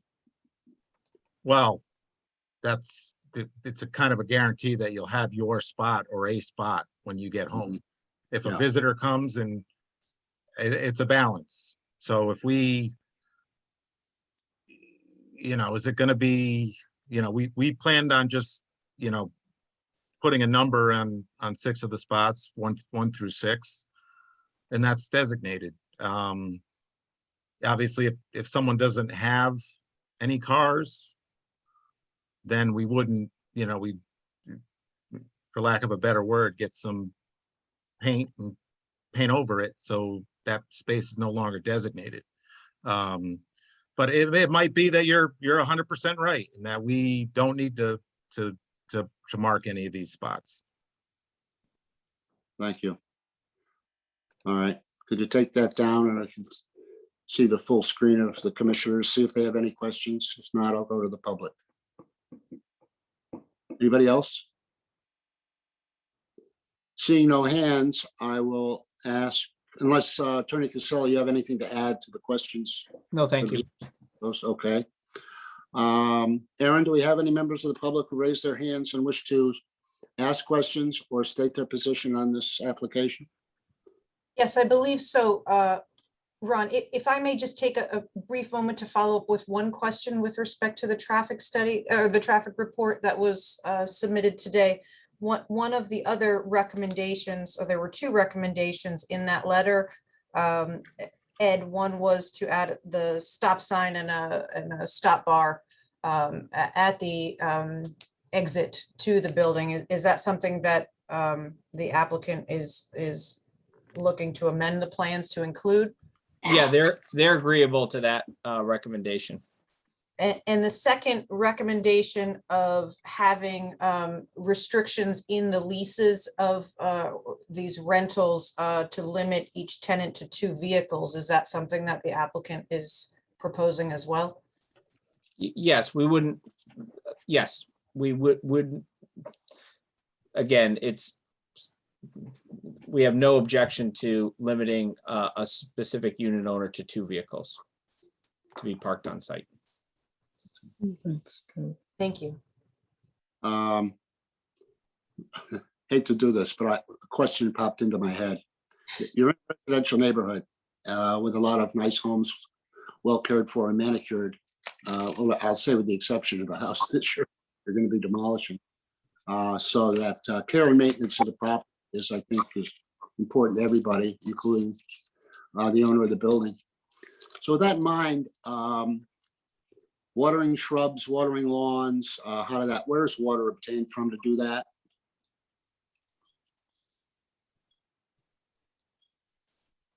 Greg, do you have an answer?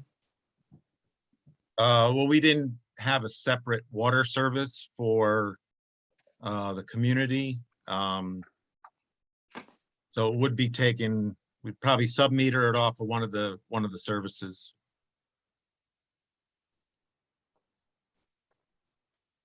Sub-meter off one of the services for the units. They're all in control by because they're rentals, so.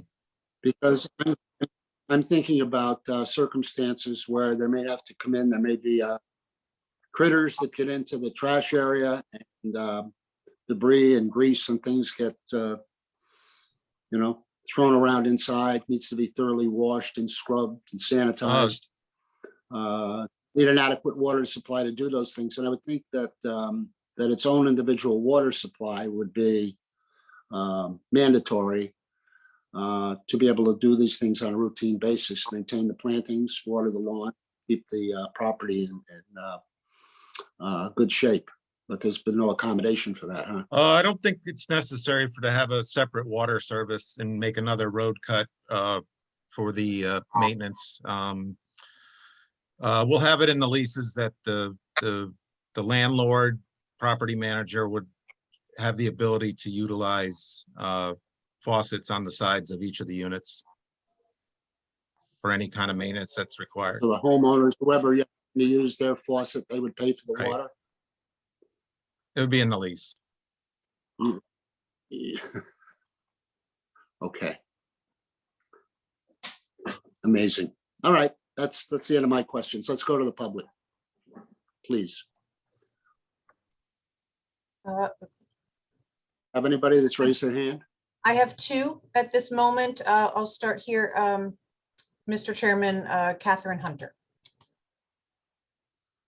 Catherine Hunter, please. Well, we have your name, your address, and the microphone is yours. Thank you. Can you hear me? Yes, Good we can. evening. My name is Catherine Hunter. I live at 31 Scotland Avenue.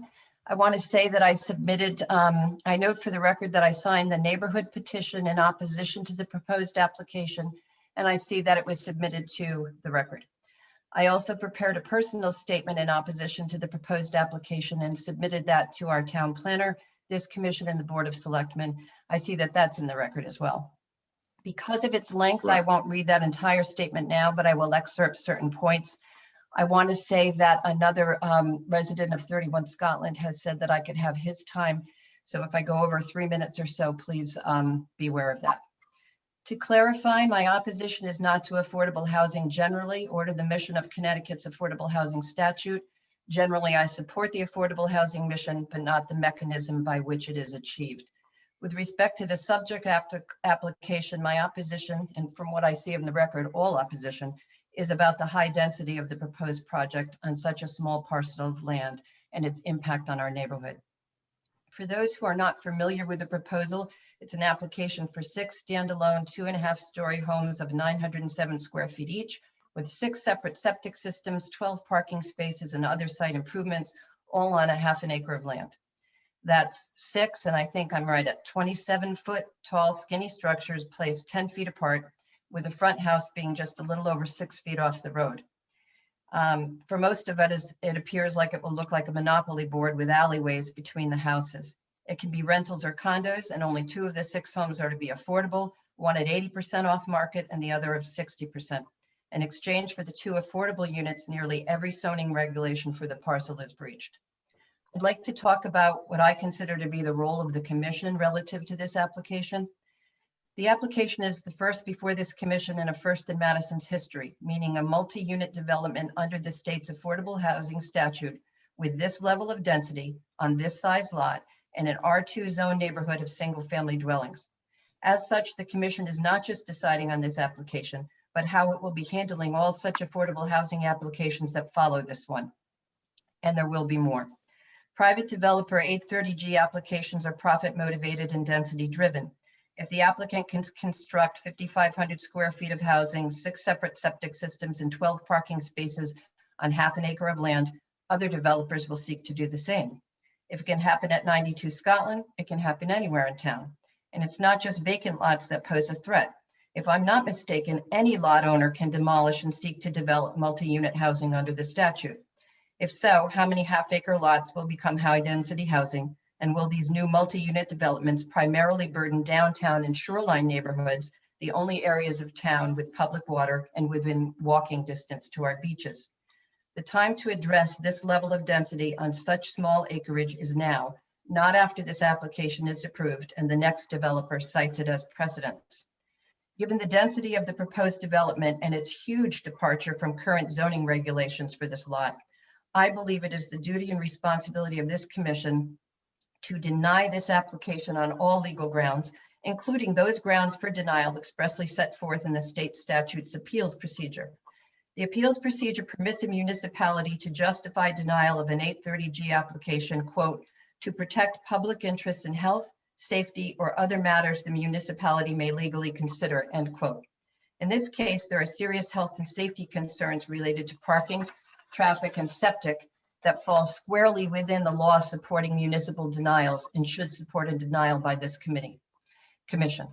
In addition to those specific issues of health and safety, the commission may support a denial of the application based on town planning policies to encourage multi-unit housing away from the downtown and shoreline areas to lessen burden and impact on infrastructure and services. The commission can point to the availability of other sites in town more suitable for the proposed affordable housing project. This is justifiable under the town's balancing of competing public interests. I'd like to pause here to address the point of competing public interests. one being the mission of affordable housing to advance housing diversity and opportunity, and the other being the town's interest in protecting planning policies that limit dense development in overburdened areas of our town. Courts have held that towns should not have to choose between competing interests, but may balance both when it comes to affordable housing.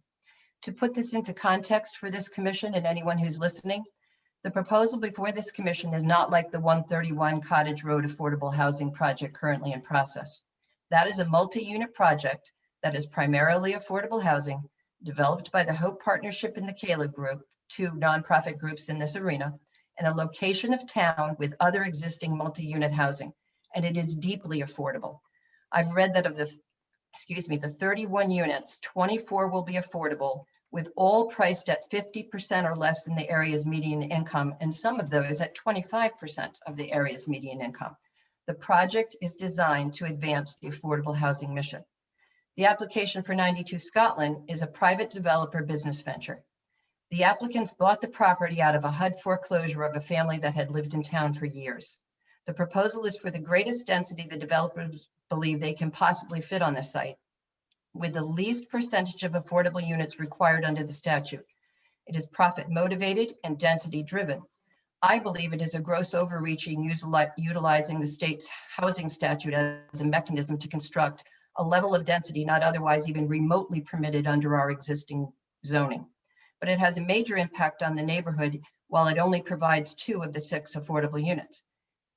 And on a practical level, it does not help Madison achieve the required 10% affordable housing threshold required under the statute, because while it adds 2 affordable units, it also adds 4 non-affordable units, which puts the town at a net loss in the running game. While this may not make the developers bad guys, it certainly frames the debate. And if the applicants are not bad guys for trying, the commission is not a bad guy for denying the application, given the motivation of the project and the wrecking ball that it takes to Madison's zoning regulations, not to mention its impact on surrounding property values in the neighborhood.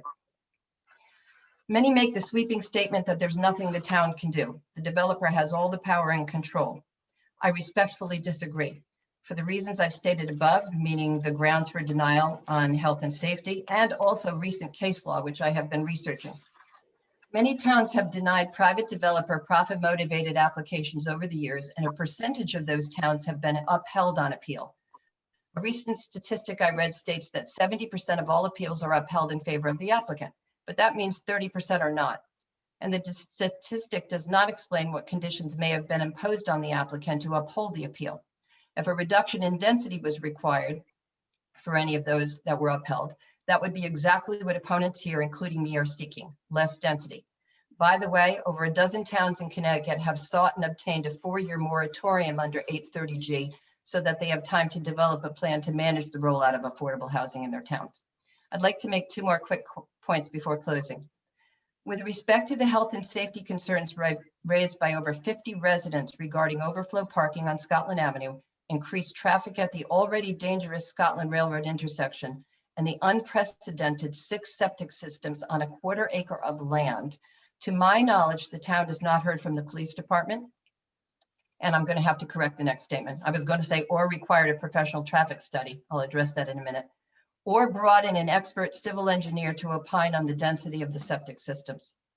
Recent case law and 830G appeals, where the town has been supported and justified, have made it clear that expert review and input is critical in upholding a town's denial of an application, particularly on health and safety grounds. Further review and research should be conducted by independent experts retained by the town to retain the health and safety aspects of this application in an impartial and objective manner, so that the commission is not relying on the applicant's experts, who are here as advocates for the developer. At a minimum, the commission should defer a decision on the application until other town departments and independent experts have weighed in. On a practical level, our town planner in this commission should be working with this developer to reduce the density of this proposal. If the developer won't revise the application to reduce density, this commission should deny the application on health and safety grounds directly related to density and the availability of other locations in town better suited. What's the worst thing that can happen? We end up in court with the developer. But rubber stamping the application without any effort to reduce the density of this development, I believe is a failure of this commission's responsibility to Scotland Avenue residents and our town. I'd like to just address the traffic issue because I had said there wasn't a traffic study done. I watched, I read as Attorney Casella read it. I don't believe the applicant's traffic study uses any customized data. It's industry standard data, does not take into consideration that Scotland Avenue is a through street, does not take into consideration the likelihood of overflow parking onto the street or the dangerous intersection at Scotland and Railroad.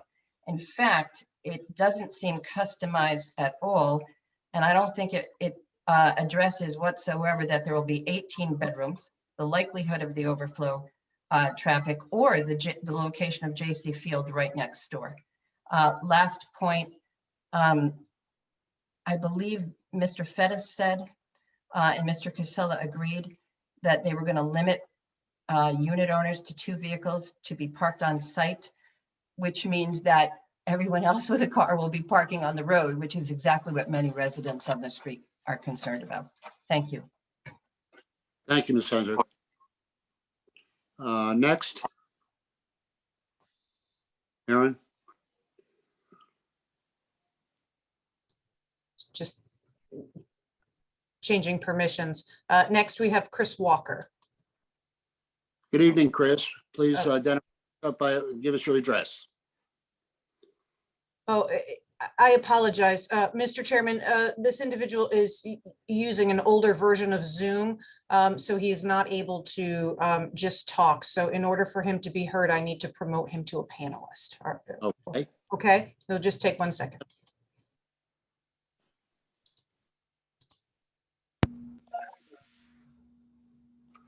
Good evening. Am I heard now? Yes, you are, Mr. Walker. Good evening. All right, thank you. You know, again, just to clarify what Catherine Hunter said so eloquently, is there seems to be a prevalent attitude that just because this is an 830G affordable housing application that it has to be approved, and that is definitely not true. Many cases in Connecticut can verify that. The commission can deny this application, easily justify that denial based on parking and traffic safety issues alone. And we're not just talking about in the summer when J.C. Field is busy, but, you know, all year round, that is a dangerous intersection, snow days, things like that. Even Engineer Fettis stated in his last meeting that there would be parking on the street and there would be parking at J.C. Field. And, you know, the taxpayers in Madison are going to be paying for that. We did circulate a petition, and over 50 local neighbors that signed that petition, citing health and safety issues. And this would put the town in a very awkward situation when safety issues do arise at a later date, which could put the town in jeopardy. I'd like to address also what they talked about the garbage bins.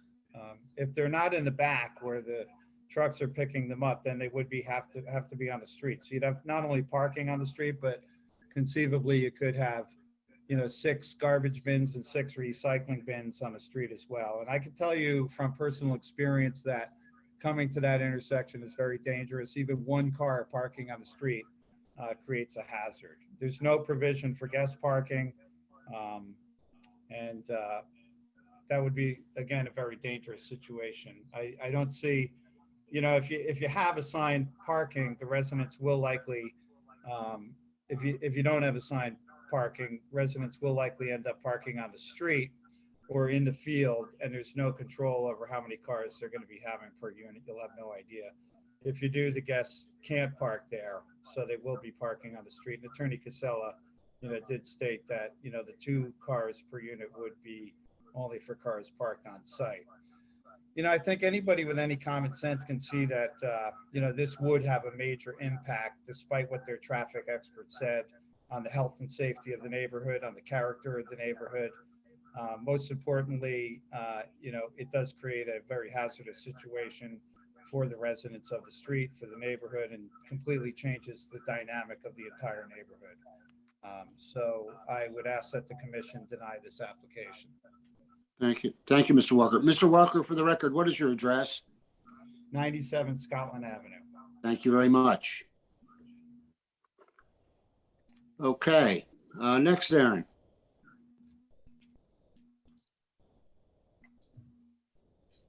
Next, you have Denise McGregor. Ms. McGregor, your address, please.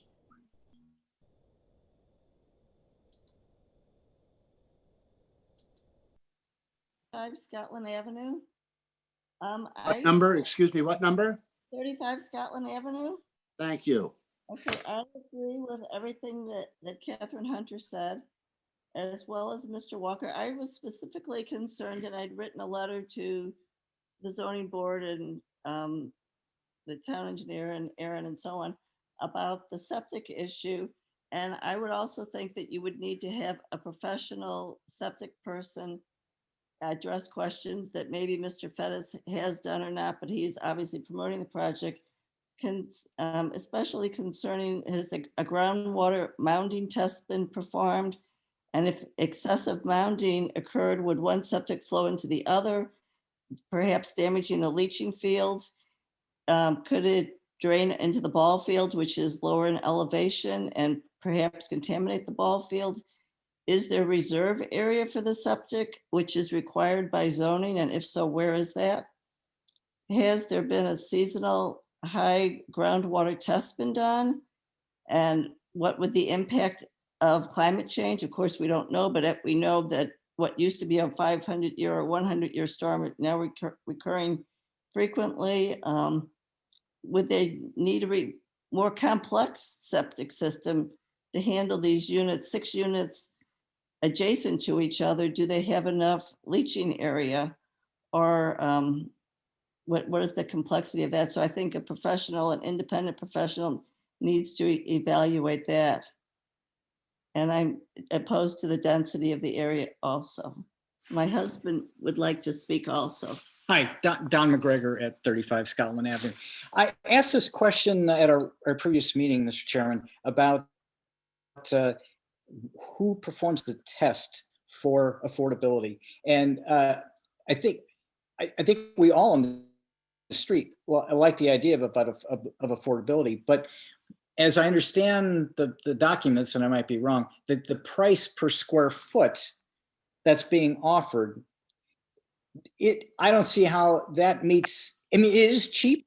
It is cheaper than many of the houses in Madison, but but the people that were intended under affordability to serve, I don't see how they can afford, even at these 80% and 60% tests, the cost per square foot that is going to be offered, as I understand it, for the project. So I'm concerned about who is the target, and does it really get the people that you all would like to get under affordability? And the whole reason this project hangs together for the state and the town and everybody else that supports this is that it's trying to hide under the guise of affordability, when to me, it doesn't look like it's affordable at all. And I'm also, Mr. Walker brought up the point about the bins. Gee, if it does go forward and you have 12 bins out there, it's going to be complete chaos. The last thing I have is just a question. If you go forward with the sidewalk, is that going to cut into the width of the street, or is there space to make that happen without cutting into the space of the street? Because the street's kind of narrow, and it's up there at the end of the street where the craziness happens with that stop sign anyway.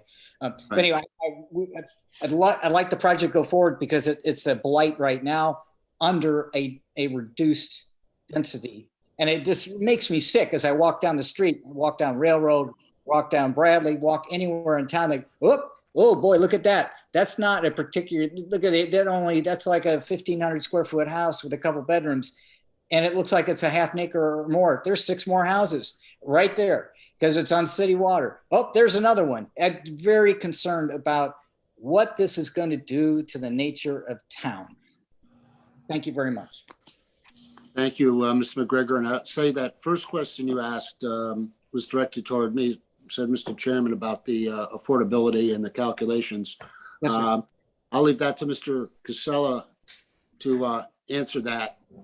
later when he answers the questions, because that is fairer put to him, not to the commission or me, okay? Yes, sir. Thank you. I think they have to provide that information, and you deserve to have it. Next, please. Sorry. Next, Mr. Chairman, is Lee Rogerson. Yes. Yep. Mr. Rob- Leah Rogerson, 999 Durham Road. Thank you. Thank you for having me. I'd like to second, if I can, Catherine Hunter's comments as well as Chris Walker's. I am against this plan in particular because of the density issue and the precedents that it will set. And it seems like we are, as a town, making decisions in a vacuum instead of according to a plan. What I mean by that is that things are being approved on a one-off basis according to the town regulations and zoning rules, but not considering the overall architecture and historic value of the town, the very presence that we want Madison to be. Do we want it to retain its very quaint, beautiful specialness as a almost village, or do we want it to be another Fairfield, which a lot of people have been moving here from Fairfield because they don't want to be in that type of environment. So I guess that's more of a comment than a question. My question is one, and maybe not to be answered now, but on the last meeting, it said, I think, Erin, you had said that we have 1.69% affordable housing. I'd like to know what the numerator and denominator are of those to get to that calculation. By my math, and actually I'm stealing the fuzzy math article written by a woman who ran for the head of the Fairfield Town Planning and Zoning Commission this last September, who actually got the nomination, where if the goal is 10% of affordable housing units in a town, but you're developing more than 10% of market-based housing, how are you going to ever achieve 10%? So the math doesn't work here at large, not specific to this Scotland Ave proposal, but at large, I don't know what the town, how we, as a town, we plan to address that. And finally, I'd like to know over the last year, for example, how many units have been approved for development in total, and how many are affordable, and how many are not affordable. Again, not necessarily to be answered right now, but I would like that just to be stated for the record and maybe replied to in context of this meeting. Thank you. Thank you. Next. I have Francine Larson. Good evening, Francine. Hi, Francine Larson, 78 East Wharf Road. Well, Ms. Hunter gave an excellent discussion of some stuff, so I'm going to limit my comments to things that are a little bit more, I guess, when I look at this project, I'm thinking about the practicality of living, recognizing that yes, some people do live in small apartments in big cities, but taking a look at the proposal and the pictures and doing some math, these, for example, on revision number 5, if my math is correct, the livable space inside the first floor is 19 feet 5 inches wide by 21 feet 2 inches long. The second floor is 18 feet 10 inches wide by 22 feet 10 inches long. That is really small. And at the previous meeting that I listened to, Mr. Fettis suggested that these structures are starter situations or habitable for a couple and 1 or 2 children. And I'm looking at this and saying, I just don't find that credible. I don't know there's no storage in any of these places. 3 tiny closets and 3 tiny bedrooms and 1 small closet on the first floor, which I presume would be for coats. I mean, where do you put a bicycle or a stroller or a vacuum or couple extra boxes of diapers, or, I mean, so when I look at this project, I say, how is affordable housing truly being advanced here? I just look at this and I say to myself, this looks like it's just intended to be like an Airbnb kind of situation, where you come someplace where all you're doing is bringing your belongings for a short period of time. You know, so I'm wondering, can P&Z regulate the lease on these things so that they are not used for Airbnb situations? I mean, they're really without walking distance to the beach. You know, the laundry room is, I've measured my own. There's no way a regular size stackable thing fits. I mean, this is all just very non-legal, but I'm just looking at the practicalities of what I'm being told is that these are supposed to serve a purpose for. There's no way that small space fits a regular size washer and dryer stacked, because it is only I looked at it. Mine that has a full size stack with a very small space. Otherwise, to just put your laundry soap is 3 feet by 4 foot 6 inches. On this drawing, it's 3 feet 6 inches by 2 feet 6 inches. I mean, that might seem like a silly thing, but when I look at that, I think, what's going in there? Almost very, very tiny. So I'm not finding the argument that these are habitable for families credible. I mean, I just don't. So as I look at a house that's right next door to me, I think to myself, that's a really old house with some extra lots behind it. Much more bigger, even bigger than a half acre. I could see somebody, when that gets sold, getting knocked down and maybe 10 structures being put there. If the house behind me, I share a driveway. I live on a half an acre. I can't imagine 6 structures being on the half acre, the 20,000 square feet I live on. House behind me, that's a half acre. What if a developer buys that house and knocks it down and puts 6 structures back there? I share a driveway with 6 people living behind 6 structures. Anyway, I just find that the whole notion that this is supposed to be advancing affordable housing, I don't see it. And that I'm, as previous speakers have said, very concerned for the precedent that this sets for any piece of property, any place in Madison for this to occur. And while I'm definitely an advocate for affordable housing, this just is not, I'm not sure how this is advancing that goal. And so. Well, thank you, Francine. And I might say, for those of you who don't know, you should just sit on this commission, correct? I know, I'm pretty sure I'm correct. So thank you, Francine. Next. I don't have any other individuals with their hands raised at this point. You take a moment to answer some of the questions that have been raised. Please. Okay.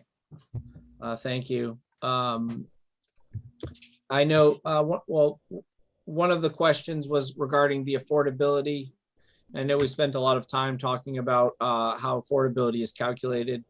Affordability is not calculated based upon any square footage. It's calculated based upon number of bedrooms. That's how the calculation gets set forth in the statute, and that we've put it on the affordability plan.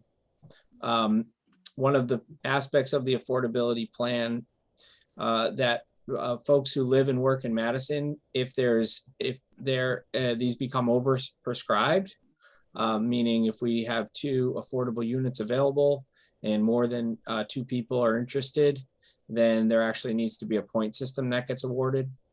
A number of points need to go for individuals under the statute who are what they call least likely to apply. And then after that, you can have other point criteria. And so for individuals who currently live or currently work in Madison, like teachers, public works public works officials, people like that would be able to get additional points to, if again, when they're advertised, they would be able to get additional points to hopefully qualify at the prices set forth. And that's all outlined in the affordability plan. There's been questions about whether this would set a precedent. And I think it's important that, in land use, especially on an application like this, every application is an independent application. You apply the regulations, you apply the law, and you reach a decision. So there's not a situation where precedence gets applied from a land use perspective, because every property is different, every development is different, every application is different. So this commission is going to look at every application, whether it's a PRD application or whether it's an affordable application, independently and on its own merit. They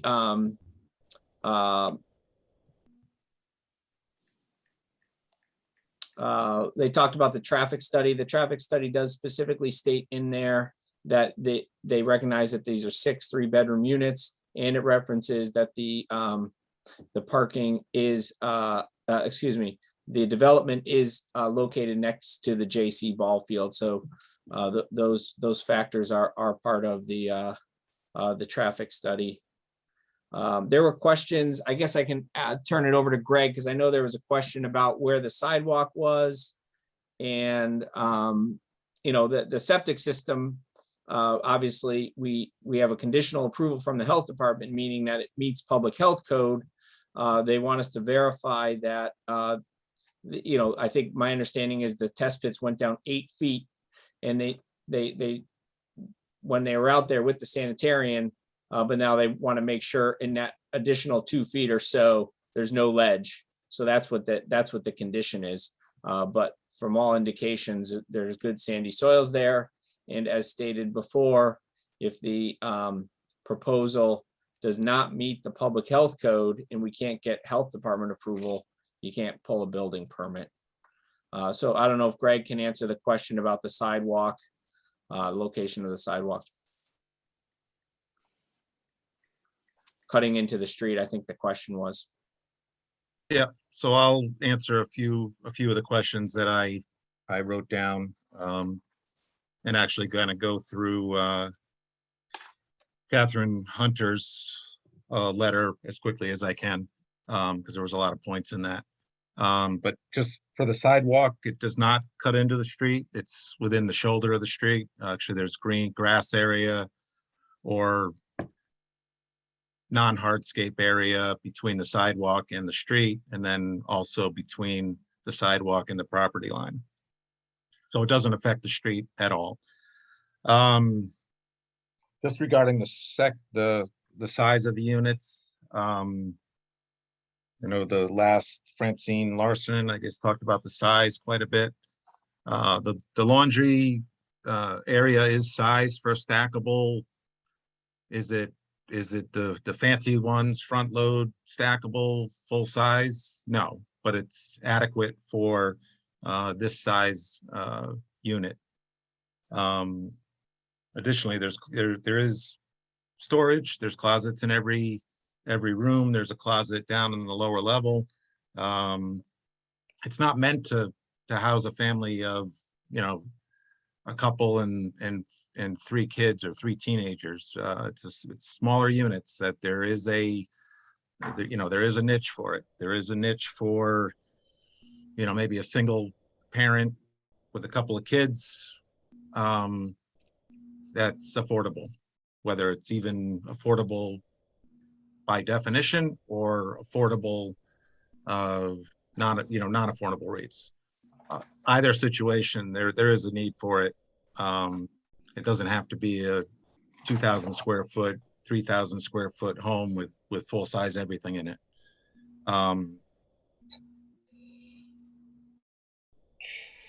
So just the parking, I think that was one of the other issues. We do meet the parking requirements for the zone, 2 spaces per unit. That's also, I believe we stated it last time, state statute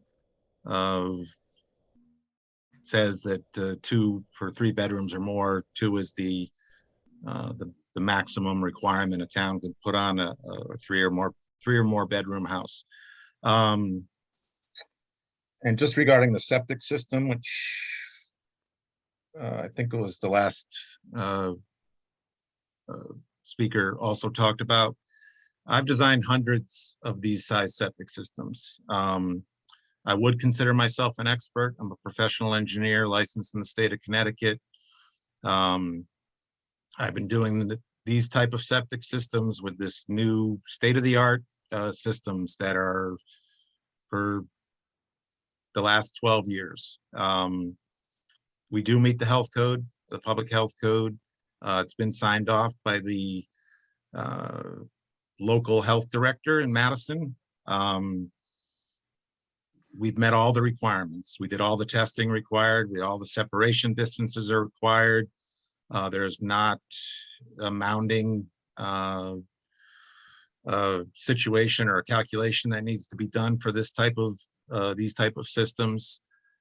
So we did meet the health code, and I'll kind of leave it at that. Just looking at, I'm going to try to read, and because there was a lot of Catherine Hunter's letter was fairly extensive. I'm going to try to hit on the items that are kind of under my expertise, which is the site planning, traffic. We had a traffic engineer submit that letter, but I'll go through what I can here. So she talked about the density, which I'm not going to go into, the affordability, which I think Ed pretty much covered. She's exaggerated a little bit on height. She also stated that we're 6 feet or so from Scotland Avenue right away. The units are 10 feet from the Scotland Avenue right away. Just wanted to clarify that. Yes, the front stoops are a little bit closer, but they're not at the 6 foot number either.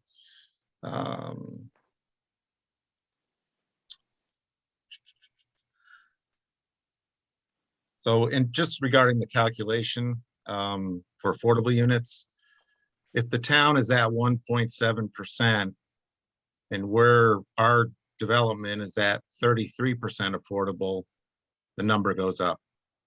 Yes, we're adding 4 non-affordable, but the number goes up. That's a simple math equation.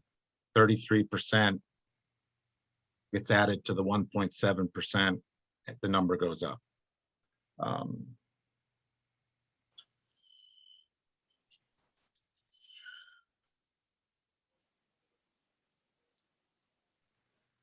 I have the numbers too from there's a list that's published online for the appeals, the state affordable housing appeals list. Madison currently has 136 units that are deemed affordable under the statute out of a total of 8,049 housing units. So those are the numbers. Thank you. Somebody asked. Any Sorry, more? Greg, I didn't mean to interrupt you, but That's all right. I'm just trying to get through Catherine's letter and just hit on the items. And so the safety. Why don't we give you a minute to do that? I believe your answers have generated a couple of folks to want to, in the public, to ask a question. So let them ask while you research Ms. Hunter's letter. How's that sound? Okay, that's fine. Thank you. Aaron? Alex Province. Yes, Mr. Province, your address, please.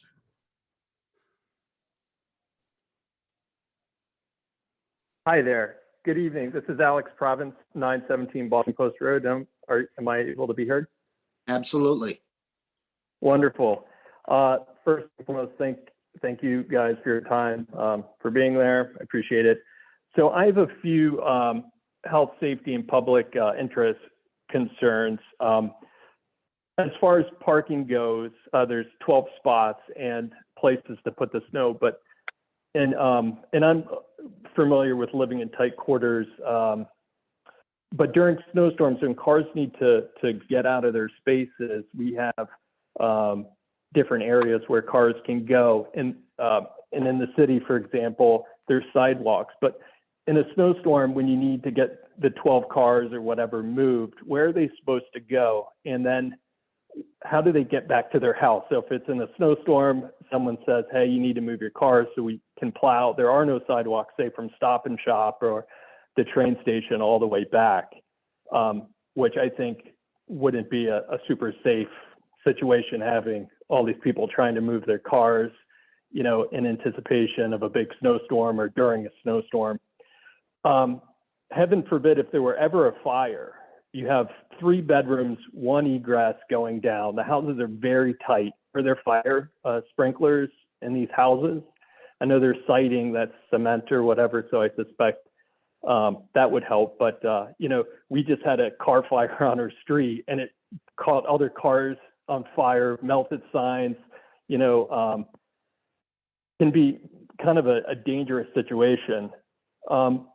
I know they at a different point, they had mentioned, you know, enforcing rules, but who actually is going to enforce that? You know, if you have 6 houses, 6 pets, maybe there's more dogs, who's going to enforce people picking up after their pets? Where are they, you know, are there garbage cans other than, you know, the ones that were mentioned? Like who's going to enforce people not parking, you know, blocking, you know, someone has a house party or welcome, you know, whatever, some sort of holiday party. Who's to prevent cars from parking in spots, but also parking up and down within the parking lot, and then creating an issue if there were a fire or if there were a medical emergency or, you know, a whole bunch of different situations. Another point, and this may not be all that pertinent, but the deed restrictions is for 40 years. And what are these houses going to look like, you know, a few years down the road from now? You know, a quick Google search, the lights that were proposed are $70 on Amazon, the wall sconces. So are those going to be something that's a durable light fixture that 10 years from now, it's going to be something that that's worthy of people living in these houses and worthy of the neighbors that have to look at the houses? So what kind of ingredients and materials are being used if a quick, you know, search shows that it's like one of the cheapest sort of wall sconces you could get, you know, $70.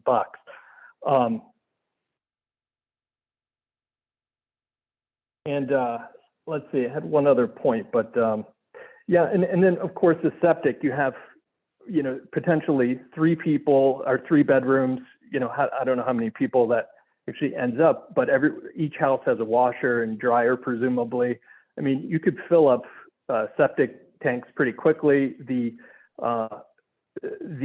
part of it goes underneath the driveway. Now, if you ever were to have an issue, and now where are these cars going to park if you have to dig up the septic? It's just a really tight, you know, area, as everyone mentioned. And then lastly, the precedence that this sets. You know, if I were to ever sell my house, who's to say someone doesn't come in and put, you know, roll in 3, you know, or 6 or 10 prefab houses there, if this is sort of the precedence. And it's pretty frightening, to be honest. I apologize. I don't mean to rain on anyone's parade, but I'm not for this. Thank you. Thank you, Ms. Province. Is there another, Aaron? I have Leah Rogerson requesting to speak again. Ms. Rogerson, go ahead. In earlier, and I picked the opportunity to go make a sandwich. I didn't realize it was going to go on for so long, but I just, what I've been listening to. Excuse me, could you identify yourself? We had Cameron Leah Rogers. Cameron Rogerson. Oh, Cam, yes, sir. Okay, I guess we had your wife. 999 Durham Road. Thank you. But I was thinking as I was watching this, that, you know, I think everybody's trying to do the right thing, but it seems to me that if we're all being honest with ourselves, you can sort of see this for what it is. And I mean, no disrespect to Attorney Casella or Mr. Fetus, but it's just seems to be a blatant money grab to me. You know, you've got a real estate agent who knows of foreclosure. He's got a partner. They put their money together. They grab the property, and then they use the Affordable Housing Act to cram as many houses as they can onto a half an acre, which, you know, just seems crazy. But I think you're also sort of using the Affordable Housing Act as sort of a straw man argument. You know, it's really nothing more, I think, than guys who really, you know, they might live here, they might like living here, but they don't really care as long as it, you know, that gets in the way of them making money. And so I would raise my objection to the project. And also, I caught the tail end of what my wife was saying, which is financially, there's no way of meeting the quota. I mean, I think someone said that there is 146 units of affordable housing. There's 8,049 total units, which gets you to that 1.8%. So if you extrapolate that, you're going to have 748 units that would become affordable housing units in the town of Madison. Now, does anybody see that happening? Can we be honest? 748 units? I'm not seeing any hands. Okay. So if we go forward with this project, I'm actually, I guess, okay with it as long as it doesn't set a precedent for future projects. And I don't know if there's, if we're doing this on an ad hoc basis or on the fly, or if there's actually any kind of comprehensive plan to how, you know, we're going to go about doing this. So that's all I really have to say. Thank you. Thank you for your comments, sir. Any more, Aaron?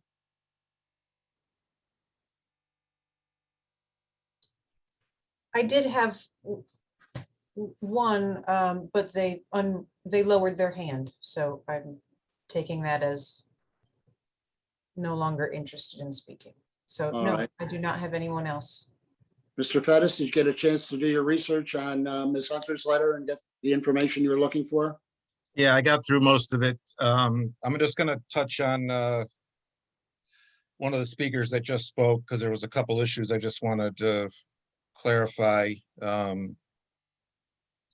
since those are fresh in my mind here. So in a snowstorm, I mean, this is a situation with every property where cars are parked. Cars get left, you plow out the aisleway. Cars move the next day, they shovel a little bit out just to get to the aisleway, and then the lot is cleaned up the next day.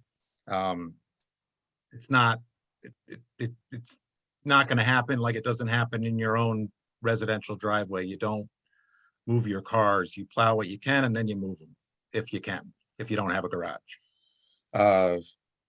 So for fire, sprinklers are not required for these type of developments. We don't plan on having sprinklers. It's not a code requirement. There is a 20-foot wide aisleway to get to the development for fire vehicles. That's clear all the time, all the way to the trash enclosure. Additionally, Scotland Avenue,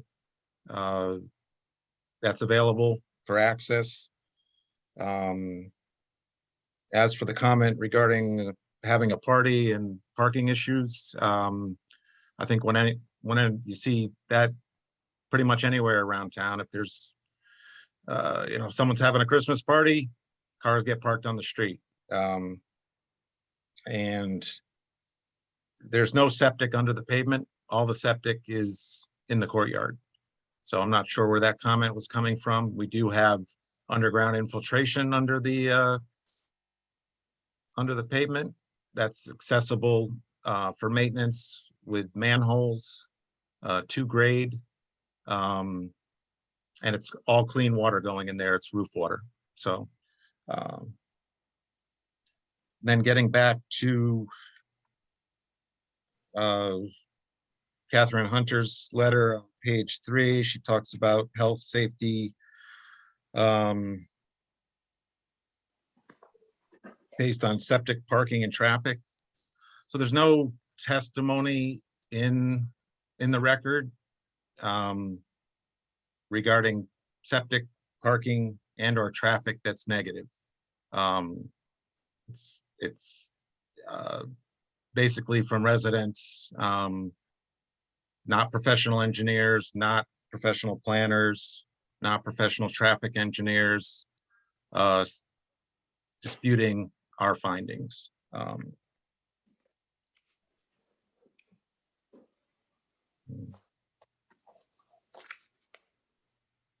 Just give me 1 minute. Just want to make sure. And I think that's the gist of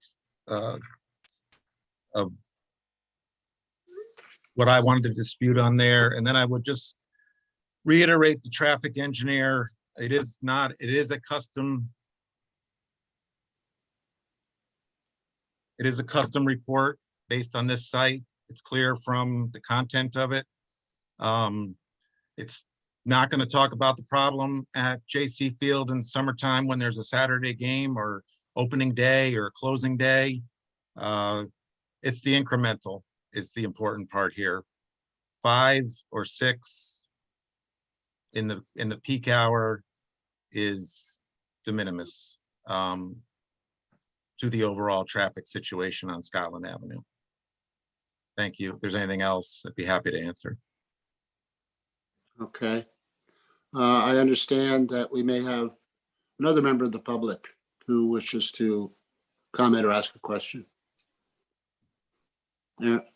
Catherine Hunter has her hand raised and would like to be heard again. Certainly, Ms. Hunter, go right ahead.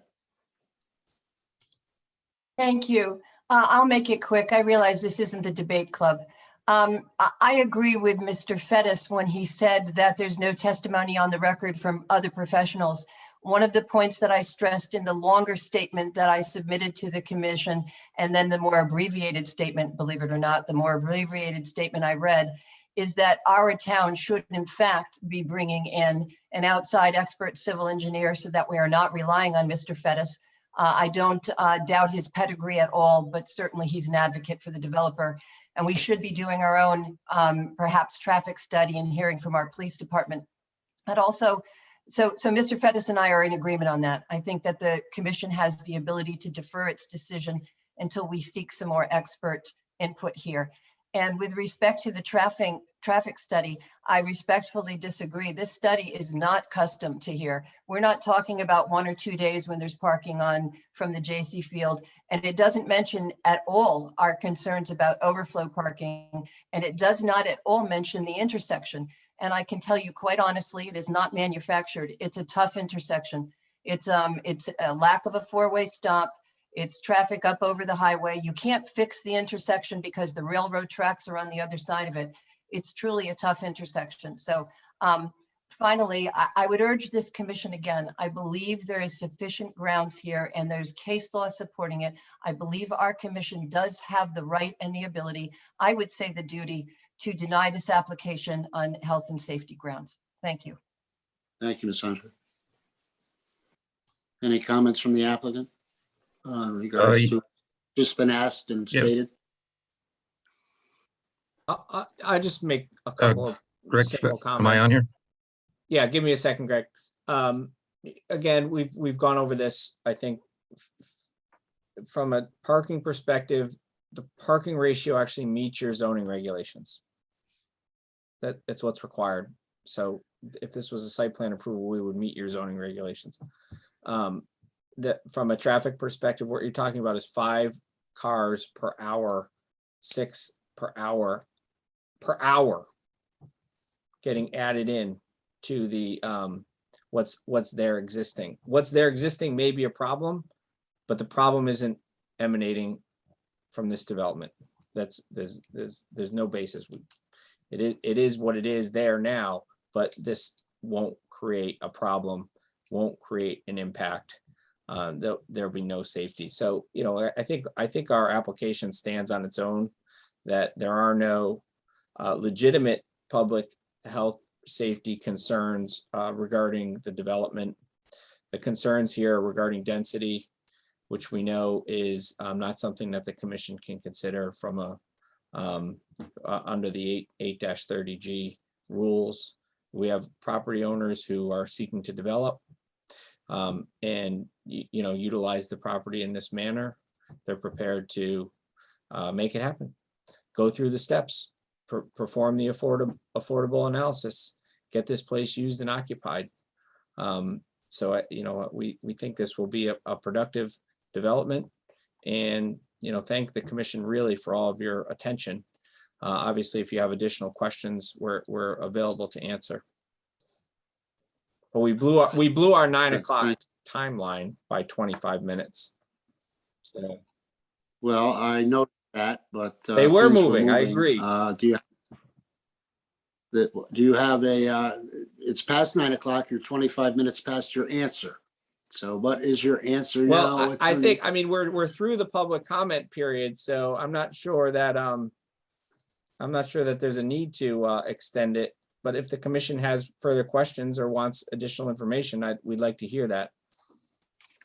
And one of the, let me just say this too, being frank, one of the problems is when we continue the public hearing, because that's just the nature of the timeline that we're set up under. And I'm not sure that's good for any of us to continue the public hearing, because I think everything that's been said here has been said. So that's part of our resistance. Well, you know, I know what you're trying to say, but I also think that, you know, the public may differ with that. I understand. And I think it's important, somebody made a comment earlier that we haven't, you know, we have actually worked a lot with staff and ACA and the engineer and the sanitarian, and Aaron's come up with comments, suggestions, most of which we agreed to. So there has been a lot of back and forth, and you know, I think all the questions have been answered. Except a couple I have, and there may be a few from the commission. Does anybody have any questions since the public became involved? No, nobody? Joel? I had a question regarding the affordability. You can charge more for a 3-bedroom unit than a 2, according to the calculations. Am I correct? Yes. What would be the difference between 2 and a 3-bedroom at this location? I didn't do it. So it's hard for me to wing that answer, because it's a fairly detailed analysis to get there. Wouldn't you think that analysis was done when they were sitting down doing their calculations as to what to build and what the revenue might be? I don't know the answer to that question. I'm sure there's probably been a number of analyses done on a lot of levels. So. Are there any of the principals here that might be able to answer that? Whether they considered having 1-bedroom, 2-bedroom, or 3-bedroom units, I'm sure they've considered what the differential in revenue might be. Lots of variables. Pardon? What's the premium for a 3-bedroom over a 2-bedroom? I can speak to that generally. I can tell you we did not look at 2-bedroom affordable. This is Greg Fettis with Fettis Engineering. We did not look at a 2-bedroom affordable analysis or a 1-bedroom affordable analysis. We felt there was a need for 3-bedroom small units in town. And those are the only numbers we had Ed run for affordability. Okay. All right. One other one popped into my head, snow removal and trucking it away. Where do you truck it to? I don't, where does the town of Madison truck it to? I don't know the answer to Town of that Ma- question. The town of Madison, facility known as the Surf Club, which it owns, and where it dumps its snow because plowed snow happens to be considered a contaminant. So it is not allowed anywhere in the state. For example, I know in New Haven, they used to pump it into Long Island Sound or dump it into Long Island Sound, not permitted, it's contamination. So I'm asking the question, if it's to be trucked where? You say this is commonly done. I thought you'd know where the disposal site is. Yeah, I'm not in this, I'm Greg Fettis Engineering. I'm not in the snow removal business, but I know town of Madison does it. I know other But I answered that. developments all over do it. I don't know the answer. The town owns property. I can I answer the understand question. that. But it's not available to the public. I can answer that question. Good. In a lot of major storm events, what happens is the major contractors with the yards will get hired to haul away to their own properties where they have their yard, whether it's a gravel pit or a sorting yard. They get hired to haul away the excess snow. That's what my experience has been for major storm events. When we're talking those 18, 36 inchers, they come in with their triaxle dump trucks, their front loaders, and they bring it to their yards and their pits where they have the room there. Close though. Okay. I wanted to thank you for answering that question. No problem. Okay. Any other questions from the public? None. Any questions again from the commission? Would you like to summarize, Attorney Casella, or say anything before we talk about possibly closing the hearing?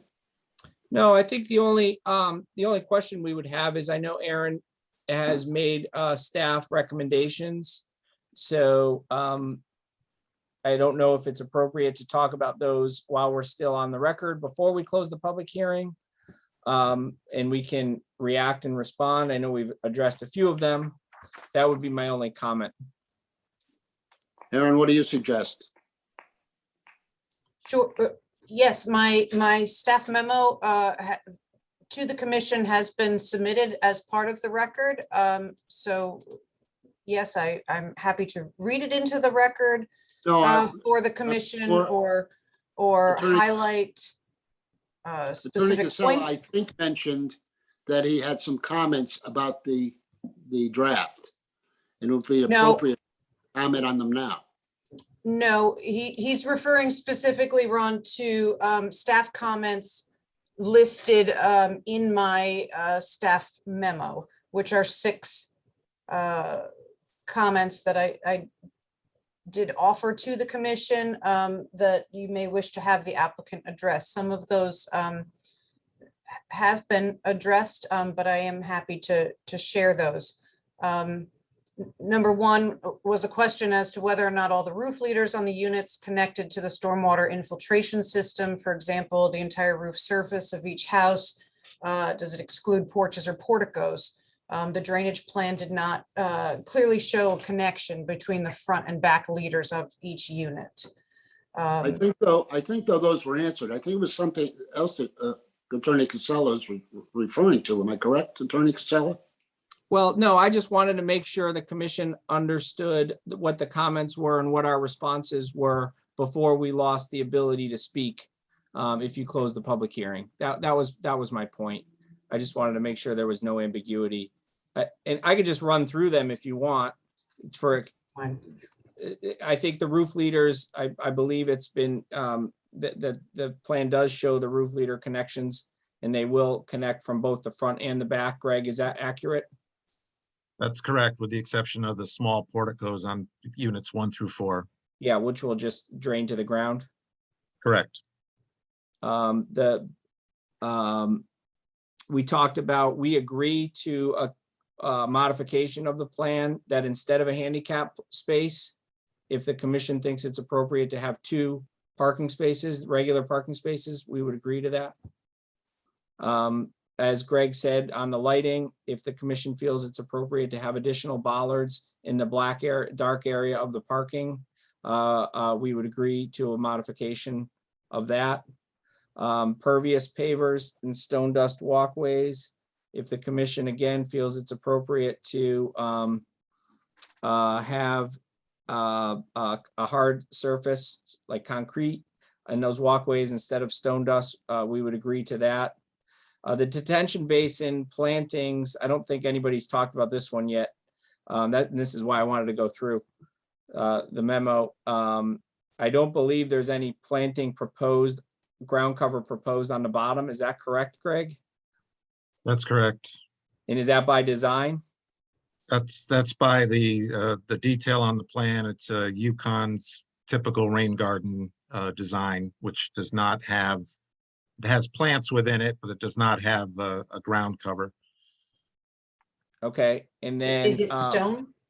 Oh, sorry. What is it? The bottom is mulch typically.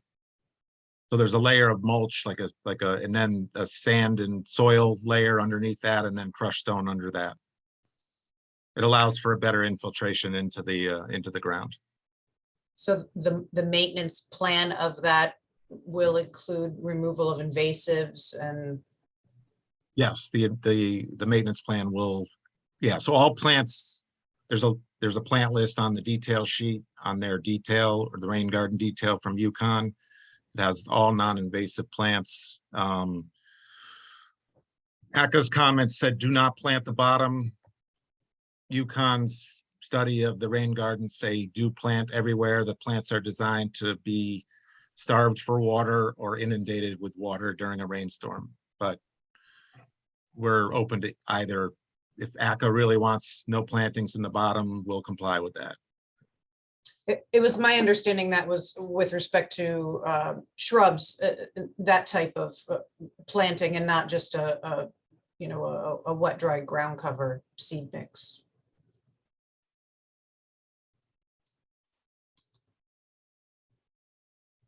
Yeah, they didn't want any plantings on the bottom. So when we never proposed a ground cover in there, it would change how that rain garden works if we had a grass or ground cover, a dense ground cover. So.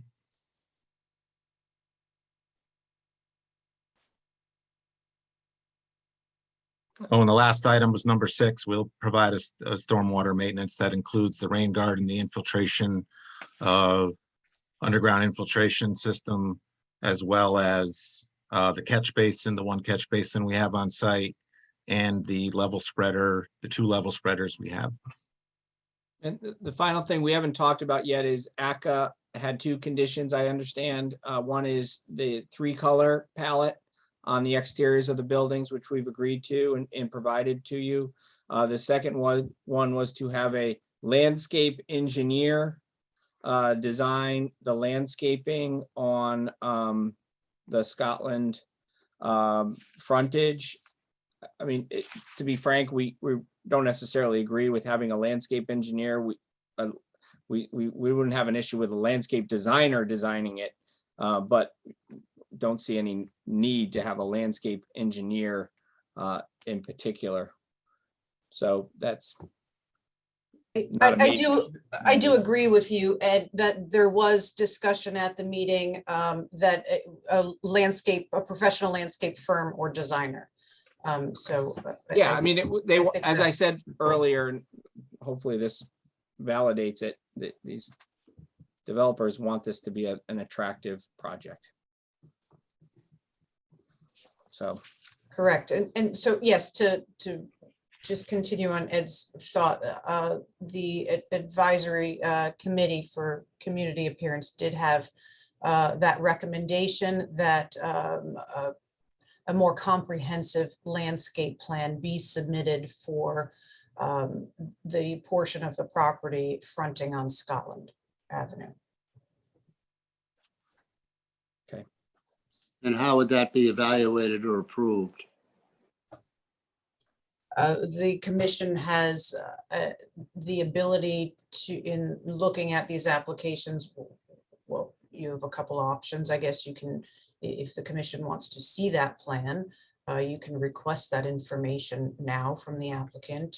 You have the ability to modify an approval to require that information to be submitted prior to the issuance of any preliminary certificate of zoning compliance ahead of the issuance of a building permit.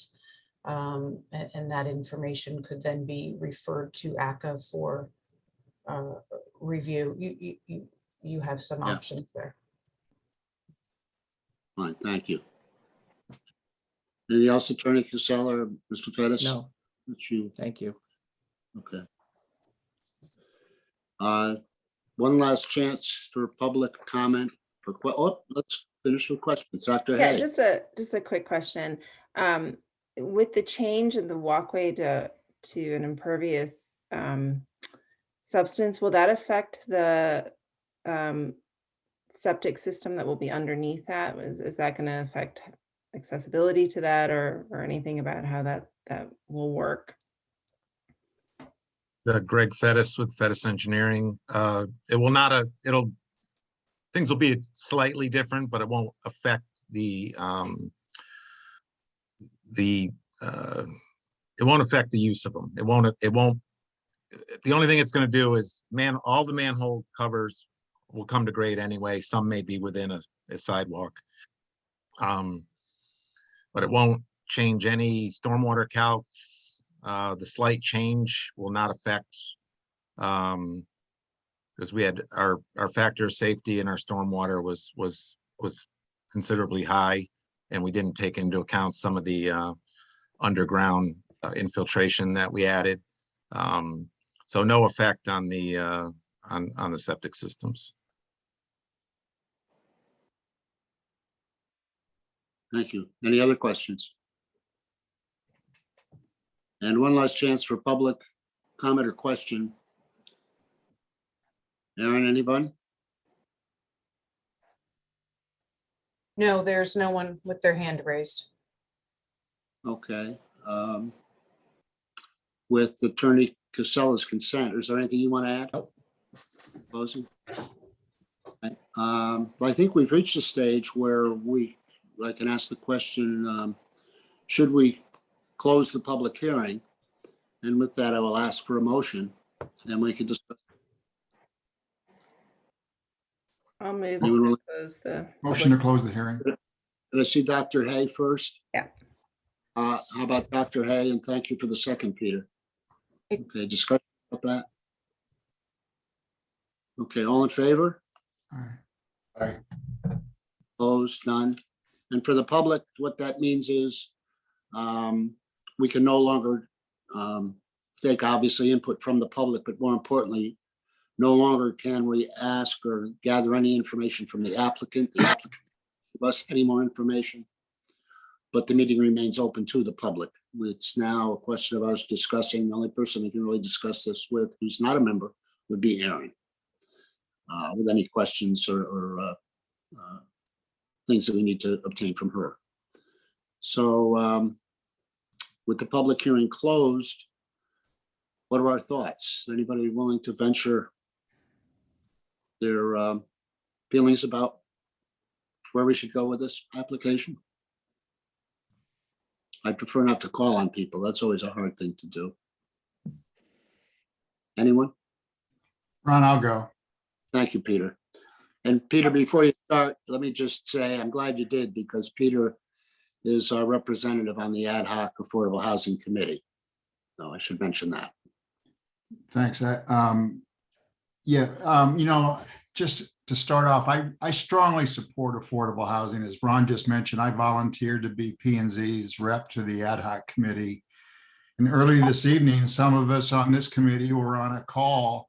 That was the first attempt by the Affordable Housing Committee to attempt to educate the town of Madison on affordable housing and how important it is to Madison. So I'm reasonably comfortable with my affordable housing bona fides. But having said that, I want a project that is done right. And I think this project carries with it real health and traffic and safety concerns, as I think was expressed overwhelmingly by the neighbors. I think the traffic study should be undertaken using observable results in the summer, the length of the summer, perhaps. I frankly don't think the traffic study presented by the applicant is credible. I think 830G allows commissions to deny based on matters we think we can legally consider. Are we allowed to consider density? I don't know, but in this case, when it's so egregious, I think we are. Are we allowed to consider the public interest? I absolutely think so. This project will give affordable housing a black eye in Madison for years to come, and I intend to vote against it when you call for a vote. Thank you. Next, anyone? I'd like to follow up on what Peter said, and I was at that presentation Please. earlier this evening, and I was really pleased to see some of the options that were presented at that meeting and how creative affordable housing solutions can be. And I'm listening to what all the residents in the neighborhood have said. I think over 50 people have signed a petition against it. I think there's like 100 houses maybe on Scotland Avenue. So that's a significant voice, I think, that we should listen to. And then I just wanted to add that, yeah, part of why I think a better solution might be found is because this is a remarkable site overlooking the fields as well.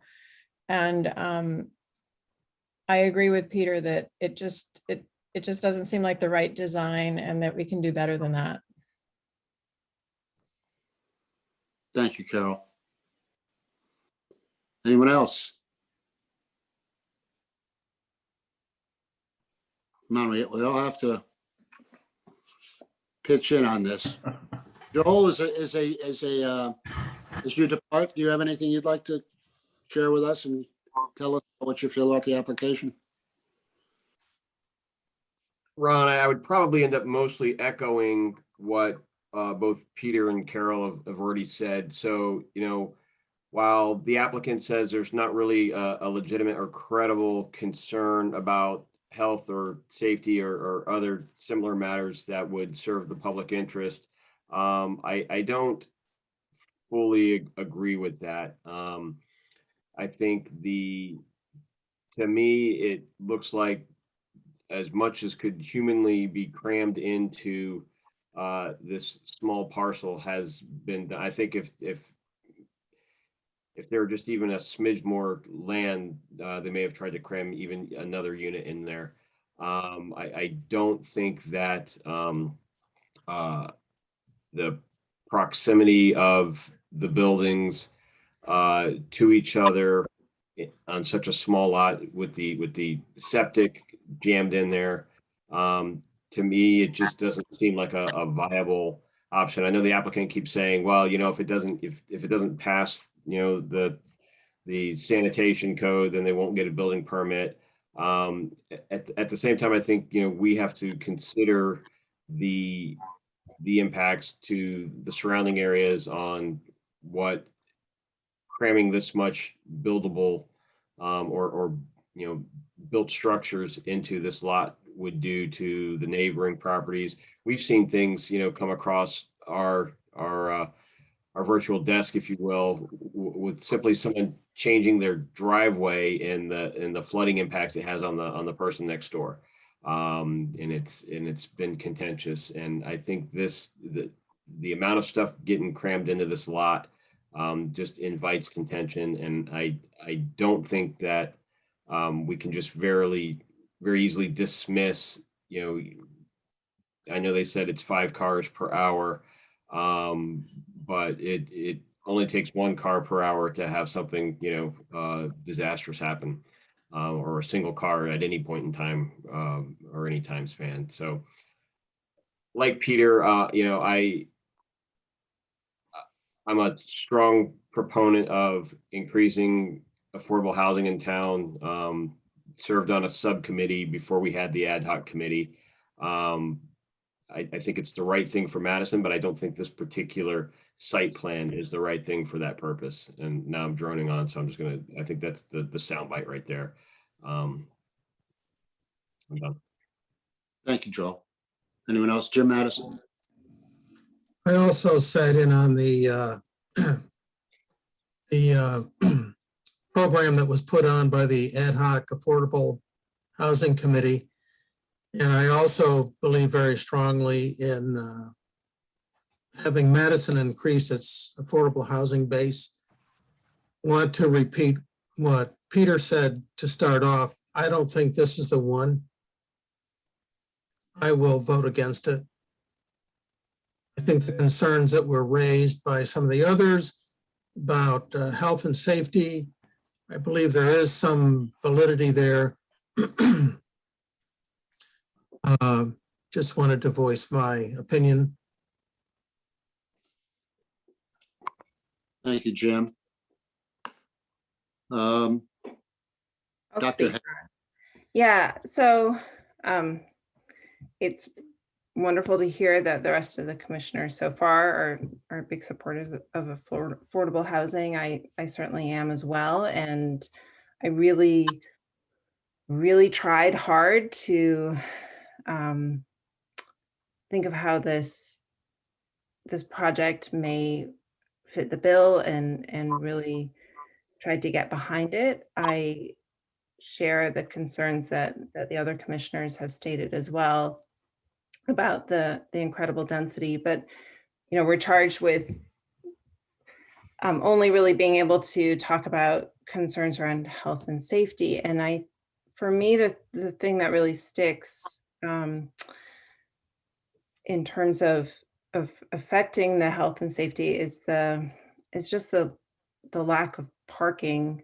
What's going to happen with all those cars, that the extra cars that people inevitably are going to have? I think there's going to be people visiting, or there may be more than 2 cars per, or I guess if you can limit it in the lease to 2 cars per unit, but it just feels like there's going to be a lot of overflow onto that street near that intersection, affecting sight lines. It's already very busy. So I guess just adding that to the comments that others have made. I agree as well. I think this is not going to promote affordable housing in the town in the way that I think we really need it to be promoted. Thank you, Doctor. Ron? Yes, Tom. Yeah, again, I'm like the other members, very supportive of affordable housing in the town. I think we need it. We need to make a much more creative effort toward affordable housing. And, I certainly respect Peter and his research and advocacy of affordable housing. And, I struggle with this one. And I think, I think the safety piece is one of the things that, I'm worried about on that particular street. And even though we talk about just being the summer, the summer game Saturday, being, well, it's an incidental incident. It is until it isn't. If there's an emergency there and emergency vehicles, fire trucks can't get through because of the traffic and it costs somebody their lives, I think we've certainly done a disservice to anybody on the street and also within that community that's being proposed. So, for those reasons, I'd be against it at this particular location. Thank you, Tom. Um, Giselle, how about? yeah, I too echo what the commission's response has been, as well as the majority of the public. I feel as though, we just need to be more educated and aware of a plan on what the town of Madison wants to see. And I don't think this is representative of what we would want for the future of Madison. My main concern is the square footage of the property and how many units they want to put on the property. Honestly, I think that overall, Attorney Casella and the engineer really, they didn't do a bad job, you know, because we do have to start somewhere. When you talk about affordable housing in a town like Madison, but I don't think this fits with the vision. This, as Peter said, this may not be the one. So I'm not for the applicant. Okay. Elliot. I actually don't have very much more to add that hasn't been said already by all the other commissioners. I'm in total agreement that I don't think it's the right project for this location. I definitely am a proponent of affordable housing, and like Peter said, I think if we were to push this through, it would definitely give affordable housing a black eye in this town. So I would definitely be against the proposal. All right. Thank you, Elliot. In my mind, comment to some of the things the public said, setting a past precedent. Well, first off, that we do indeed support and embrace affordable housing. And this is not our first time dealing with an 830G. We had a project 8 or 10 years ago down at the other end of town that Mr. Fettis was the principal of, that was approved under 830G. And unfortunately, I don't think the second phase will be built, but we approved it. Ironically, we had a traditional housing project, a condominium project on Cottage Road that didn't do very well as a free market project. And with the help of the town of Madison in general and Dave Anderson in particular, obtained, worked with, and got the whole partnership to rescue it and turn it into 18 or 22, I forget the number, of affordable units. So I think that that has to be stated for everybody's benefit, that this is not the first time. But I tend to support and agree with much of what's been said, particularly with the area of health and safety. And we have a unique situation with the traffic, with the ball fields and so forth. And I heard Attorney Casella talking about, you know, one trip and this type of thing. But during the summer, it's an unusual set of circumstances. And in my mind, you know, it could very well be the straw that breaks the camel's back up at that end of Scotland Avenue. So I support the other commissioners. And I'll also say I was a little bit uncomfortable with the way the applicant, and this doesn't have to do with, you know, how I'll vote, but in many respects, I thought it was casually approached with the commission, you know, that every way to not do something, starting with not bothering to hire an architect, building one unit and cloning it 5 times, using stone dust driveways.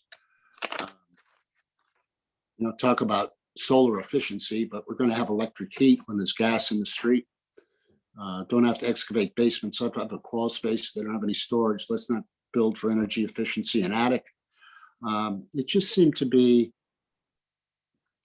I wasn't comfortable with the concept of it, but that's neither here nor there. It doesn't have anything to do on my decision that the health and safety issues are just too significant to be ignored. So I'll leave it at that. So, Aaron, how do you think we should go from here? So I thank the commission for providing some feedback. And I do think that the commission a couple things. Should consider the standards that you have the burden of evidence placed on you as a commission in reviewing an 830G application, which is a little different than your standard zoning review. For example, if a decision is made and appealed to the courts. With respect to appeals on 830G applications, there's essentially a 4-part standard of review that the courts look at. And the first will be that the courts will review the record of made in the zoning proceeding to determine that your decision is made and is supported by sufficient evidence. Then 2, the decision must be based upon a protection of some substantial public interest. 3, the public interest must clearly outweigh the need for affordable housing. And 4, there must be no modifications that reasonably can be made to the application that would permit it to be granted. So in my opinion, at this point, with the public hearing portion closed, where the applicant cannot submit additional information, nor can the commission request additional information. I think because most of the decisions and the rulings, is based on case law. I think if the commission, it would be in your best interest to have your land use attorney guide you in your decision-making process moving forward based on the feedback that we have received this evening. And in doing so, that as we know, this evening is the last regularly scheduled meeting to statutorily act on this application. So it would be the applicant would need to grant an extension to the commission to extend deliberations on this application to the next regularly scheduled meeting. So should the commission wish to have your land use attorney guide you in your motions, as this is a little bit of a unique case, being an 830G application as opposed to a regular application, I think that would be something that you would need to request. Okay. So, well, I wish I could ask Attorney Casella a question, because how do we know that they will grant, and Attorney Casella, you're not listening to this, and please don't respond. How do we achieve that then, Aaron? How do we get the applicant to grant an extension without being able to ask them that question? The applicant, I think, can grant an extension to the commission, is my understanding of the statute. Might it be possible that, again, I'm so sensitive to legalities of something like this. Might it be possible that we go through minutes and do a couple of our final housekeeping items while you two, because you can converse with him, call each other and discuss it and then report back? I'd rather not have that conversation take place online, because it'd be construed as adding. Okay, well, I believe that you could table further discussion of this application on the agenda to after the minutes, so you can. No, but I mean, I think that the question I have is, correct me if I'm wrong, that if we don't act tonight, it's automatically approved. Unless a special hearing is, a special meeting is scheduled within the 65 days, which And the only person who can grant an extension or the applicant must grant us an extension in order to be able to achieve that. Right? I think. They would have to, right, so this is the last regularly scheduled meeting. Today is not day 65. Oh, okay. So I can calculate that if you would like to take a short recess from your deliberations here and handle your minutes. I can count where our 65 days end us here for the commission's deadline. And I think it would be fair to say that if Attorney Casella disagrees with, I just would be more comfortable if I know that we're not, that he's in agreement with what you plan to do. Is there a way you two could talk offline? Yes. I think that would be helpful because I don't, as I said, I don't want to add to the record or add to, present a legal glitch for anyone. That's fine, Ron. I would just have you entertain a motion to take a short recess from this item and move on to minutes. Okay. Can I have a motion to recess from this application to go to minutes from someone? Giselle, thank you. Peter, thank you. All in favor? Aye. And with that, we'll go to Elliot Hitchcock, our secretary. Elliot, you have some minutes you want to go over? I do.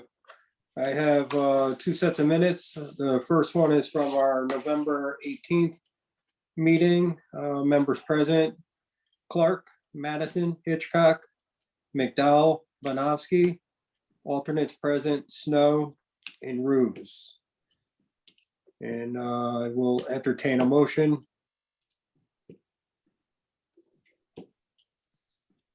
I'll move to approve the minutes. From Joel, Second. second by Peter. Any discussions or changes? Seeing none, all in favor?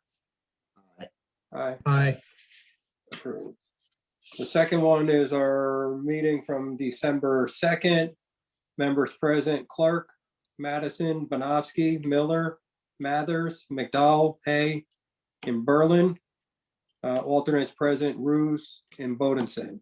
And I will entertain a motion for these. Motion to approve. Second. The motion. Seconded by Jim. Any discussions or changes? All in favor? Aye. Aye. Opposed? None. That's all I have. Okay. So we'll now just wait till Aaron gets back to us. And so, Ron, is it appropriate just to make a comment on that? Even though we're not, this is not per se the consideration of the application. But I guess my question. I don't think, let's just resume. Well, my question is this. It seems like I've heard, every commissioner has a view on this application. I don't know why we have to defer to the land use attorney to make our decision for us. I agree. I would Agree too. with Jim. I think that, well, can we, let's wait for Aaron. It's a good question. I think I have a feel for the answer. And that is that we want to make sure that the wording of the decision properly encompasses the issues under which we're authorized to deny that under 830G. For example, if we were to say, I don't know, we don't like the setbacks, which of course is not an issue here, but we're not legally permitted to do that. That type of our oversight is usurped by 830G. So I think it's guidance as to how we craft the wording of that document is significant. So that's my suspicion, but Aaron can confirm that. Does that make any sense, Jim, or the commission? Yes, I can speak to that. I do think that you should have in an 830G application, a motion for denial, I think should have some review by your land use attorney. As should an appeal be taken of your decision, our land use attorney will be the individual who will be defending that decision. And after looking, the official receipt date for this application was October 21st. So indeed, the 65-day statutory deadline is next Friday. So there is time within the commission that you could entertain, would not need an extension by the applicant, but you could, at the commission's availability, schedule a special meeting specifically for action on this item next week, if the commission does have time. That would give staff an opportunity to confer with our land use attorney and not require any outside submission of extensions or anything by the applicant. Is there an ability for the commission to meet for a special meeting either on Monday the 20th, the Tuesday the 21st, or Wednesday the 22nd via Zoom for a special meeting? Yes. Let's start with one date and see if we can hit a home run at our first at bat. What would you- About either Tuesday or Wednesday. Well, let's start with Tuesday. Works. Works for me. Works. Doesn't work for me. It does not work for me. I have something scheduled. Okay. But we have a quorum, we have enough. Let's try Wednesday. We're getting closer to Christmas, of course. Yeah. What works, Wednesday? Yeah. For me. It does not work for me. Jim? Yeah, Wednesday's okay. Are we talking, we're talking Wednesday evening? Yes. Yeah, it works for me. Would it be the same time, like 7 o'clock? Sure. That would work. for I me mean, then. you have some flexibility. If you need it to start at 7:30, I think you are. And we have no public notice requirements for that, 24 hours 24 hours. to post a Mhm. special meeting. Good question, Tom. So I think between the 2 days, I might be wrong, trying to, do public math in my brain. But I think we had more people who could make Tuesday rather than Wednesday. How about just a show of hands? Yes, for Tuesday, and we can count them then. So where did Tom's Tom hand go? up. Here's Tom. Oh, there's Tom. Yes, thank you. Yes, so it would be Jim who is unavailable on Tuesday. So yes, that would be the majority, would be a Tuesday special meeting. I could do it if it were earlier than 7. How much?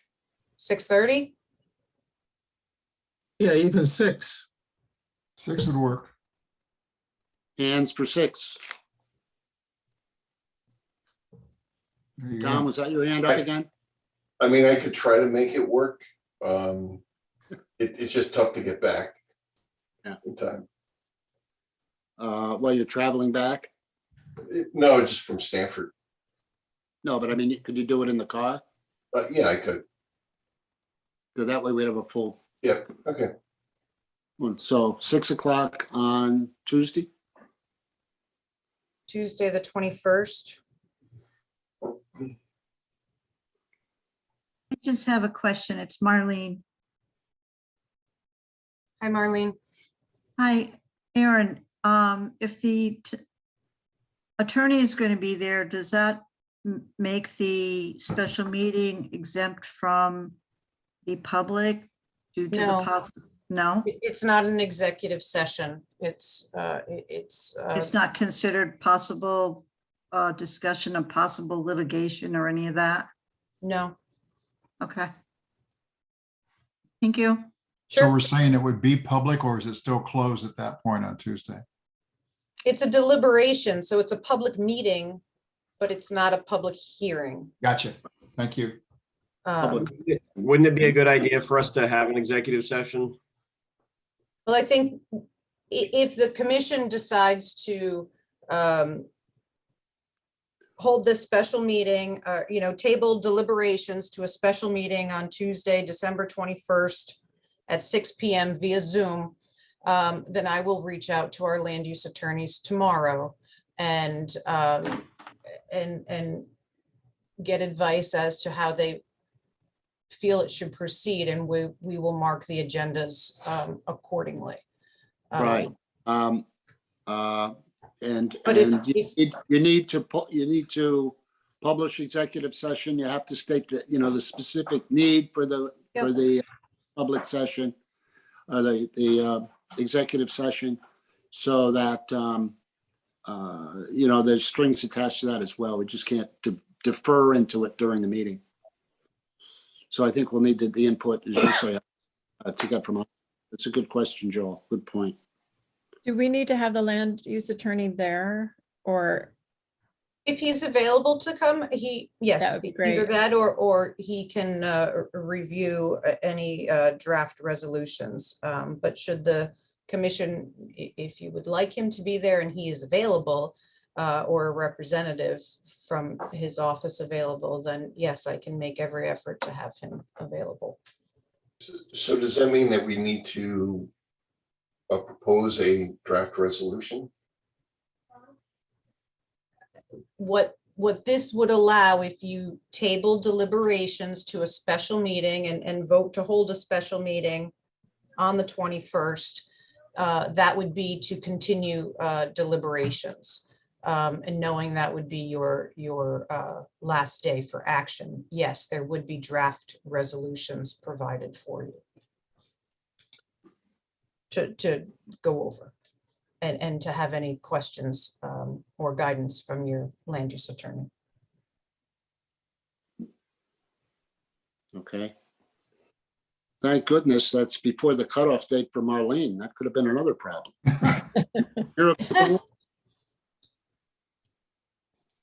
Marlene? And if Marlene's not available, we'll find someone to fill in. I heard you. So we should entertain a motion to continue with deliberations until the 22nd. To a special meeting on Tuesday, the 21st at 6 p.m. via Zoom. Correct. Everybody okay with that? So moved. Thank you, Jim. Second. All in favor? Aye. Opposed? None. Okay, and I would also say that the 29th is the cutoff date, right? Again, you told us, Aaron. Of December 24th. No, it's the 24th. 24th. And if we don't render a decision by then, correct me if I'm wrong, it is approved. An automatic approval, correct? So this is very important that we finish this off and reach our conclusion on Tuesday. Can't thank everybody enough, and thank the public enough, and thank the applicant for that matter, everybody involved. This has been a lengthy but yet organized application in terms of the way the public's conducted themselves, and it's been a tough one, but they've made it easier for us to work our way through it. Any other comments from the commissioners? No. Any other business on our agenda, Aaron, that we want to discuss? Yes, Mr. Chairman, an approval of your 2022 meeting calendar. Yep, okay. We've taken a look at that. You've made some changes to the way we call and conduct our, or organize our monthly meetings, correct? You want to explain? I'm sorry, could you repeat that, Ron? You have guided us to consolidating the planning and the zoning and not separating them. Unlike That's we've done correct. Years. That is correct. You are a combined planning and zoning commission. And so both meetings, whether you do planning business at one and zoning business at another, they're both considered planning and zoning commission meetings. And so we just consolidated into one meeting calendar for ease of use on one page. But you can hold business however you wish. There was a little confusion on the this past year's with respect to deadlines. And deadlines were only listed on the zoning business meeting calendars as opposed to the planning. And so we just simplified, removed deadline dates. That's something that staff can just handle. It's, receipts are automatic approvals, or excuse me, automatic receipts at the next regularly scheduled meeting or 35 days. So it just tended to be a little confusing. So that's all. We just consolidated. Wasn't confusing to us, but we've been dealing with it for so long in that format, but I think it was a positive step on your part and a good suggestion and good, glad you're implementing it. So thank you for that. Anything else? Any of the commissioners have anything else? Well, the only thing I was going to say, fond farewell to Marlene and Joel, but I'm guessing I'm going to have to wait till Tuesday to do that. So, that said, I will entertain a motion to adjourn. Motion from someone? Motion to adjourn. That looks like a motion by everyone, Marlene. And all in favor? Aye. Aye. Hi, Have a good night, everyone. Good And night. thanks for your time. We'll talk to you on Tuesday. thank you. Here. Good night.